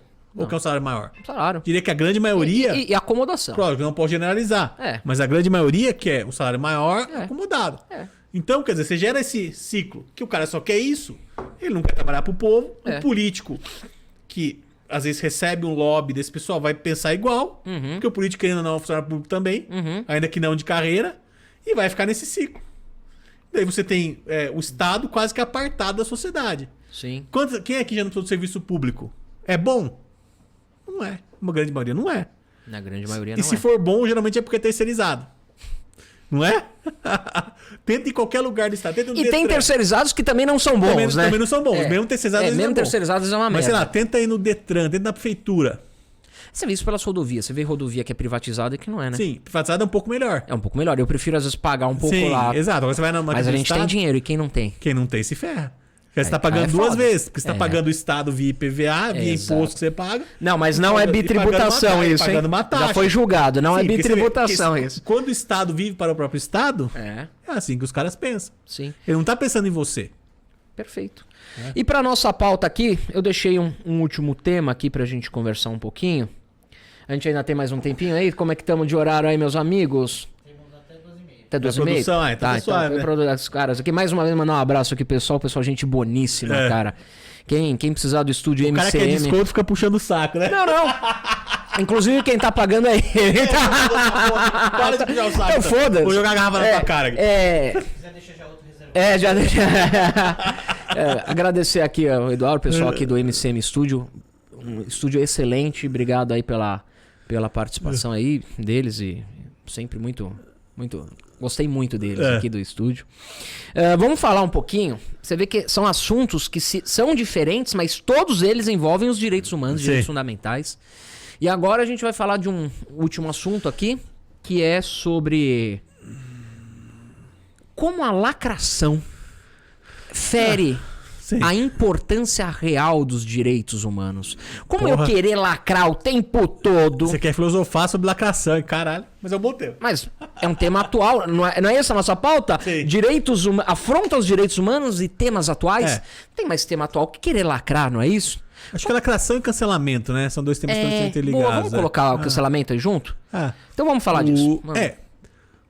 Acho que o problema da lacração e do cancelamento, né? Pensando no cancelamento especificamente, que eu acho que tem uma violação maior no cancelamento, inclusive. Dos direitos humanos. Tá. Porque no cancelamento, você tem uma espécie de trial by social media. que é um conceito que os americanos falam que é o quê? Que é o julgamento pela mídia social. Pensando essa lacração e cancelamento da internet, tá? Sim. Você tem lá algumas pautas politicamente corretas que são aceitas, que sejam faladas. Quem sai fora dessa pauta é atacado de forma massiva e é basicamente destruído, tá? Sob uma ótica estritamente libertária... É perigoso isso. Quer dizer, a ótica libertária vai dizer, não, tá certo o cancelamento porque é a sociedade excluindo aquele indivíduo. Mas Só que se liberdade você de expressão? faz uma comatação da ótica libertária com direitos humanos, daí esse tipo de conduta se torna perigoso. Porque quem são as pessoas para retirar alguém da sociedade por meio do cancelamento? E essa é uma questão. Quem atribuiu o poder a eles para tanto? Por exemplo, o rapaz do Campari foi cancelado. Foi. E aí? Eu posso concordar ou não achar justo esse cancelamento. Assim, mas em tese, as consequências que ele sofre em relação a isso, elas não ultrapassariam uma pena que seria devida? Destruir a vida do cara? Eu tô discutindo aqui, tá? Tô falando que tá errado ou tá certo. Mas Não, meu pensando... Deus seria. Eu peguei raiva do cara Sim, também. sem conhecer o cara. Sim. Eu nem sei quem ele é. Sim. Não sei se ele é gente boa. A gente não conhece? Não sei se aquilo é um Mas- personagem idiota Isso, que ele mas criou. assim, tipo, isso, quer dizer, a questão. O cancelamento, ele faz extravasar a proporcionalidade da pena ou não? Faz. Se você joga essa pessoa Ao meu pro ver, ostracismo, faz. se você vai lá pra empresa que o cara trabalha e fala, demite o cara, não deixa o cara mais ser contratado em nenhum lugar. E aí? Isso viola os direitos humanos dele? Ele como ser humano, ele tem direito de ainda viver em sociedade, mesmo tendo feito um ato gravíssimo? Acho que sim. Eu acho que sim também. Porque senão você tava com a perspectiva de inimigo. Direito penal do inimigo ou direito do inimigo. Que é direito de Agora escolher ele o inimigo. saiu de Luman e ele mandou o Ginter Jacobs. o Jacobs, aquele mandou Olha. o Jacobs, o direito penal Fala inimigo. alemão, porra. Você quer Yeah. o quê, pô? Wir müssen sprechen Deutsch. É. Yeah. Toma Não, vamos fazer um podcast em alemão? Ninguém vai Vamos. assistir, ninguém assiste essa porra nem em português, imagina alemão. Vamos monetizar pra render isso aqui. Vamos lá. Então, quer dizer, mas a questão é que talvez o cancelamento ele pode levar a essa exclusão, que seria um direito do inimigo, e daí seria perigoso, porque você está excluindo uma pessoa do contrato social, Sim. e tem esse problema. E segundo é a questão de proporcionalidade. Acaba sendo uma... O cancelamento, ele é muito desproporcional, Sim, não é? pela essência é. Porque hoje tem rede social. E a rede social as coisas escalam muito rápido, né? E meio sem controle. Então você fala, bom, vou excluir esse cara da sociedade, ele tá fora. Teve um rapaz que fez uma piada racista. Como que era o nome dele? Eu não me recordo agora. Foi no Flow. No Flow não, no... Ah, foi no Flow, aquele cara do Bora Bill. Isso, esse rapaz. Foi no Flow. Não, foi no Inteligência Limitada. É, Inteligência Limitada, isso mesmo. Que é um ótimo canal. Tamo aí. Se quiserem que a gente vá no Inteligência também, tipo, tamo aí. Pode... Ou se quiser vir ser entrevistado aqui. Vem aqui, ó. É. Pode vir aqui que eu te Vai ser entrevisto. cancelado, vamos cancelar o Fifi também. Cancelado por isso. E aí, ele contou uma piada racista lá, Sim. certo? Óbvio que foi uma piada infeliz. Foi. Óbvio que foi uma piada que não se adequa mais Fora à de sociedade. propósito, né? Fora de propósito. Óbvio que não é uma piada que se faz mais hoje em dia.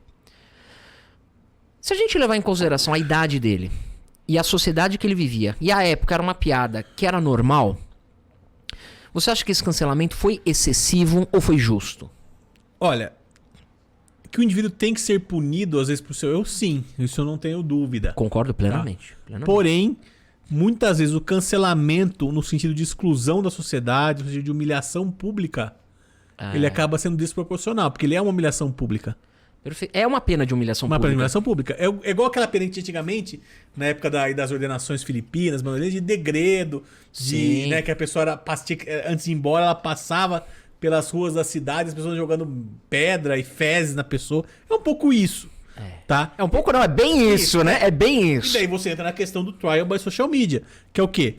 Você tem um julgamento que não segue regras devido ao processo legal, não tem essas regras, e basicamente pode escalar. Pode ser que seja proporcional, ou pode ser que seja muito desproporcional essa pena. Às vezes o cara falou uma besteira, as pessoas estão sujeitas a falar besteiras. Sim, As pessoas erram, isso. mas não significa que ela tem que ser a vida destruída. Porque assim, tem casos que assim... Você tem que olhar no Código Penal e ver qual é a pena. Isso, exato. Pronto, acabou. O Código Penal tenta dar uma proporcionalidade. A hora que você tem a sociedade julgando, acontece igual a mulher lá que mataram. É, Só que do meio virtual. exato. Entendeu? Esse que é o problema. Exato. Então, por exemplo, nos Estados Unidos isso é mais claro do que aqui no Brasil ainda. Por exemplo, às vezes o cara fala uma besteira, faz uma besteira, o pessoal vai lá no Twitter do cara, busca uma postagem que ele fez em 2012, falando alguma coisa, fala, em 2012 você falou isso, não sei o que, cancela o cara. Pô, você tá cancelando o cara por uma coisa que ele falou há 11 anos atrás. Já até prescreveu, dependendo como for no Código Penal. Prescrito. Civilmente já prescreveu, tô garantindo, 10 anos. Se eu prescreveu. O criminal pode ser que tenha prescrito. E é uma coisa. Talvez a pessoa tenha mudado.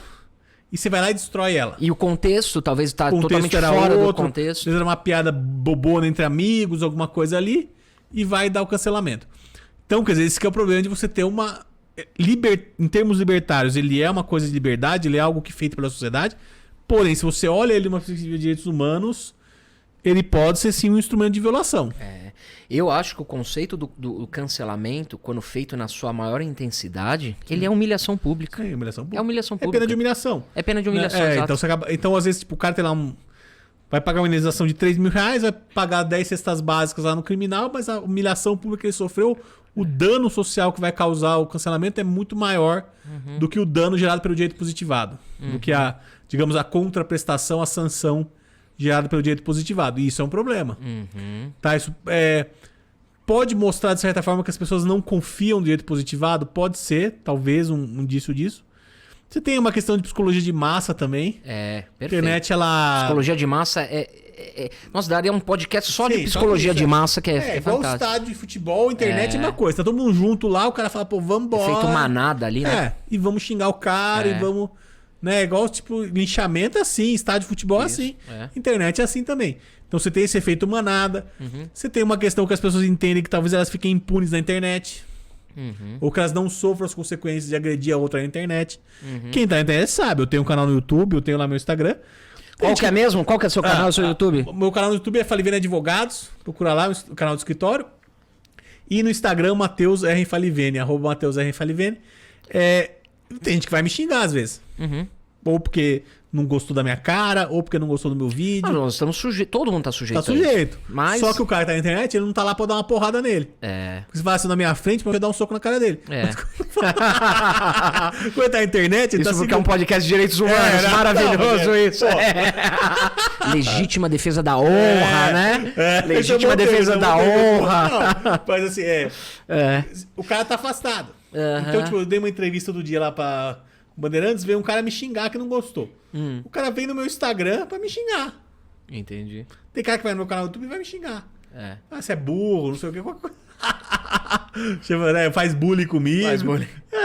Mas assim... O que você acha, Matheus, nesse ponto, por exemplo, do cancelamento, mas a gente não tá engessando a sociedade por uma... Isso aqui é um debate, tá? Por um viés de que o correto é aquilo, e se você ser daquilo, você é um pecador. Então vamos engessar as pessoas a serem essa linha aqui. Ó. Nós estamos nessa linha de raciocínio. Você sai um pouco disso, você é um demônio, você é um pervertido, um desgraçado, um racista. Quando na verdade ele é um ser humano que não tava ali naquela... E aí, como que a gente lida com isso? Essa questão da lacração, do cancelamento e do politicamente correto, elas estão intrinsecamente ligadas. Sim. Porque a lacração, ela é uma forma, ela é uma exasperação do politicamente correto. E o politicamente correto é um discurso de natureza política. É uma limitação de discurso em razão de política. Em razão de limitação política. Esse estudo no Brasil é baixo, que ninguém estuda porra nenhuma. Não entende nada de filosofia, sociologia, direito, psicanálise. É uma política mais voltada pro emocional, então. Sim, emocional, sim. Então não é uma política racional de estudo, é uma política emocional. É uma política de narrativa, de discurso. Porque assim, você pode mimetizar isso de certa forma no que aconteceu nos regimes totalitários. Você pega lá a União Soviética, o regime nazista, o fascismo, eles tinham controle do discurso também. Você pode falar algumas coisas, outras não. Então você tinha um politicamente correto ali. Perfeito. Hoje você tem da mesma forma, ainda que com outros temas. Então o politicamente correto é isso. Você pode... esse tema aqui você pode falar. Isso aqui você não pode. Então, mas isso também é complicado. O outro dizer o que você pode falar ou não. Sim, porque isso é uma forma de autoritarismo. Porque na verdade você tem que preservar o que você vai falar sob pena. Sim. É o que você falou, você não pode ser julgado antes. Isso, você não pode... Isso é uma forma de autorizante, porque assim, você comete crime quando você agride o outro, quando você ofende o outro, daí tudo bem. Mas se você está no plano discursivo, em tese não poderia ser crime. Só que o que o politicamente correto faz é tentar trazer coisas que estão no plano discursivo para o crime. Entendi. Tá? Então, é lógico, questão de racismo, daí tudo bem. Mas, por exemplo, questão de piada, agora que tá essa discussão, questão de humor, esse tipo de questão já é mais complexo. Olha, Eu fui advogado de um humorista Sim. que morreu há pouco tempo. Pode falar nome, não? Pode Pode falar, Juca Chaves, né? Eu era advogado do Juca Chaves. Cara,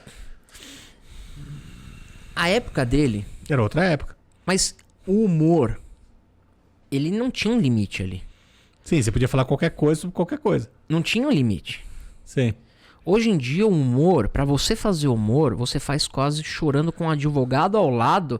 Como que tá isso? Tá certo isso, Porque ao teve seu ver? isso aí teve uma expansão do direito penal e do direito civil pra esses Mas campos. socialmente, você acha que tá correto? Não. O humorista, toda vez que ele sobe ao palco, ele sobe já com assim, o discurso da lacração aqui, o cancelamento do outro lado, e assim, ele preso num desespero ali no meio pra saber chegar no engraçado, mas sem bater aqui, ali e aí. Olha, numa perspectiva pragmática, o cara tem que trabalhar com medo mesmo. Porque Tem, pode né? dar problema. Pode dar perspectiva problema. pragmática, sim. Numa perspectiva teórica, eu entendo que tá errado isso. Uhum. Porque o humor é humor. Ainda que o humor me ofenda, Aham. ele tá no plano teórico, ele tá tentando debater um tema, tentando levantar uma... Eu talvez um concordo com isso que você tá questionamento. falando. Eu concordo, Sim. acho que é isso mesmo. E o problema é que se você começa a limitar demais, você simplesmente acaba com o humor. Porque o humor sempre ofende alguém. Na verdade, o discurso... O humor fere os direitos humanos? Em regra, não. Lógico, tem algumas piadas específicas que talvez É uma sim. pergunta foda de responder, né? Não tem algumas não sei, piadas. eu não talvez, sei responder essa se eu pergunta. chego e faço humor em cima daquele deficiente específico. Ou daquele negro específico. Ou daquele... Sei lá, daquela pessoa, daquele homossexual específico. E esse cara não é uma pessoa pública? Daí pode ser que sim. Mas Porque a gente já tem um contexto de social. crime contra a honra, talvez daí sim. Agora, Mas e se aquele negro, aquele... Por exemplo, tem um humorista que ele fala que ele foi num show e um deficiente veio falar com ele e falou: por que você não brincou comigo? Ele falou: porque eu tinha medo de... sim, você não sabe a reação. É óbvio que talvez isso seja a minoria, né? A maioria realmente... Daria problema. Daria problema, se Sim. sentiria mal, né? Isso. Então como que no direito... Como que a piada vai entrar nessa parte do direito, dos direitos humanos? o É muito... O direito, por ser hermenêutico, por ser interpretativo, ele é fluido. Tem que olhar o caso concreto. Tem que colocar o caso concreto. Não dá pra gente, hipoteticamente, Não chegar dá a pra uma vaticinar conclusão. 100% dos casos, pode falar a piada que é. Não. Não. Então, hipoteticamente, a gente não chega a uma conclusão. Não. Só no caso concreto. No caso concreto. A gente pode dizer, olha, os limites do humor estão sendo diminuídos? Estão. Isso com certeza. Muito. Muito. Ok. Do que você tinha lá pros anos 80, 90, Cacete e Planeta, Trapalhões que tem hoje. Esquece. Naquelas piadas de natureza sexual. Racistas mesmo, racistas, né? não seriam mais possíveis. É lógico, o humor... Ele, tem aquele humor violento que o brasileiro nunca se adequou bem a esse tipo de humor. Como tem nos Estados Unidos. Aquele Na humor Inglaterra, violento, humor sádico. O Rick Gervais, por exemplo, se você vê... Gervais, ou aquele Jessel Nick, que são caras que pegam muito pesado, em mortes. Isso nunca foi bom pro brasileiro, então daria problema lá atrás. Se o cara fizesse piada nos 1950 aqui, daria problema. Aham. Mudou muito o humorista, o cara que é humorista tem que saber trabalhar com isso. Uhum. É igual a advocacia. Se você for ver a advocacia nos 80 e hoje, tá muito mais limitado hoje, pelas regras de ética, por não sei o quê. Sim. Antigamente era tudo livre. Sim. Hoje, né? Então você tem que meio que se adequar a como funciona esse trabalho. Complicado, né? Complicado. É muito complicado. Matheus, infelizmente estamos chegando ao nosso horário. Falta 5 minutos aqui pra gente acabar. Eu queria, antes de terminar, falar algumas palavras e depois que você fizesse suas conclusões, certo? Eu queria primeiramente dizer que é um prazer estar aqui com você, não só pelo aspecto da nossa amizade. Isso eu tô falando do coração pra ele. Porque o Matheus realmente é muito meu amigo, nós somos muito amigos. Não só pela questão da amizade que nós temos há anos, Matheus. Mas eu fico muito feliz de estar aqui com você, porque é muito importante ter um debate de alto nível. O que você tem na sua cabeça é fantástico de conhecimento. E isso é muito importante passar, vender isso. Porque isso é raro.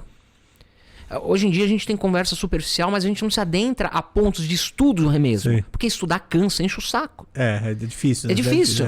Então poder ter esse diálogo contigo é muito bom. É muito salutar. Eu me sinto muito bem podendo ter um debate, que eu tinha um debate desse no meu doutorado, porra. Falando de escritores que a gente fala em doutorado. O pessoal não vai entender. Vai entender porque a gente tá usando uma linguagem que não é uma linguagem totalmente rebuscada, mas também não é uma linguagem... Mas dá pra entender o que a gente tá falando aqui. Então queria dizer que é um prazer estar aqui com você. Espero mais pra frente fazermos outros podcasts junto, porque realmente eu acho que é muito salutar, muito, muito importante. Leia meus livros para você ficar mais inteligente ainda. Fica mais burro, né? E aí eu queria, antes de despedir o Mês Inteligente, eu queria que você fizesse conclusões finais e puder falar alguma coisa que você queira falar, xingar alguém que você queira xingar. Xingar eu sempre quero, mas eu queria agradecer o Felipe, né? Vulgo Fifi. É nóis. Conhecido Fifi. E agradecer pelo convite, né? Primeiro episódio, começando esse projeto aí, que se Deus quiser vai ser um projeto de sucesso. É muito bom poder falar sério. Lógico que o podcast a gente tem que brincar, tem que zoar. Sim. Mas falar de temas sérios, temas difíceis, temas complexos. Foi legal, passou rápido pra caramba a conversa. Passou voando. E até que daqui a pouco tem que ir na Polícia Federal lá ver o negócio, mas... Ele vai ser preso, não, brincadeira. Espero que não. Pode acontecer. Pode acontecer. Né? Você vai na cadeia, às vezes, e fala, pô, será que eu vou ficar preso aqui? É verdade. Mas assim, eu espero que dessa vez não. Mas agradeço ao Felipe, assim, muito legal esse papo, foi show. Espero que a gente possa ter mais oportunidades, entrevistar outras pessoas aí. Vai ser bem legal esse podcast. Parabéns, Fifi. Coraçãozinho pra você. Tamo junto. Pessoal, queria agradecer a paciência de todos, dizer que é um prazer. Nos siga na rede social, eu sou o professor... no Instagram, @professor Felipe Martarelli. Sigam o professor Matheus também. Sigam o canal no YouTube. Se você não é inscrito, por favor, se inscreva, deixa seu like, seu comentário para engajar, porque é difícil dar engajamento em alguma coisa que não tem uma bunda aparecendo para a câmera. Opa, você não vai fazer a bunda lelê aí pra Não vou fazer a bunda lelê. Então deixa seu engajamento aí, por favor, para essa discussão salutar. Um beijo a todos no coração de vocês. Espero vê-los em breve. É um prazer estar aqui e tchau, até a próxima, pessoal.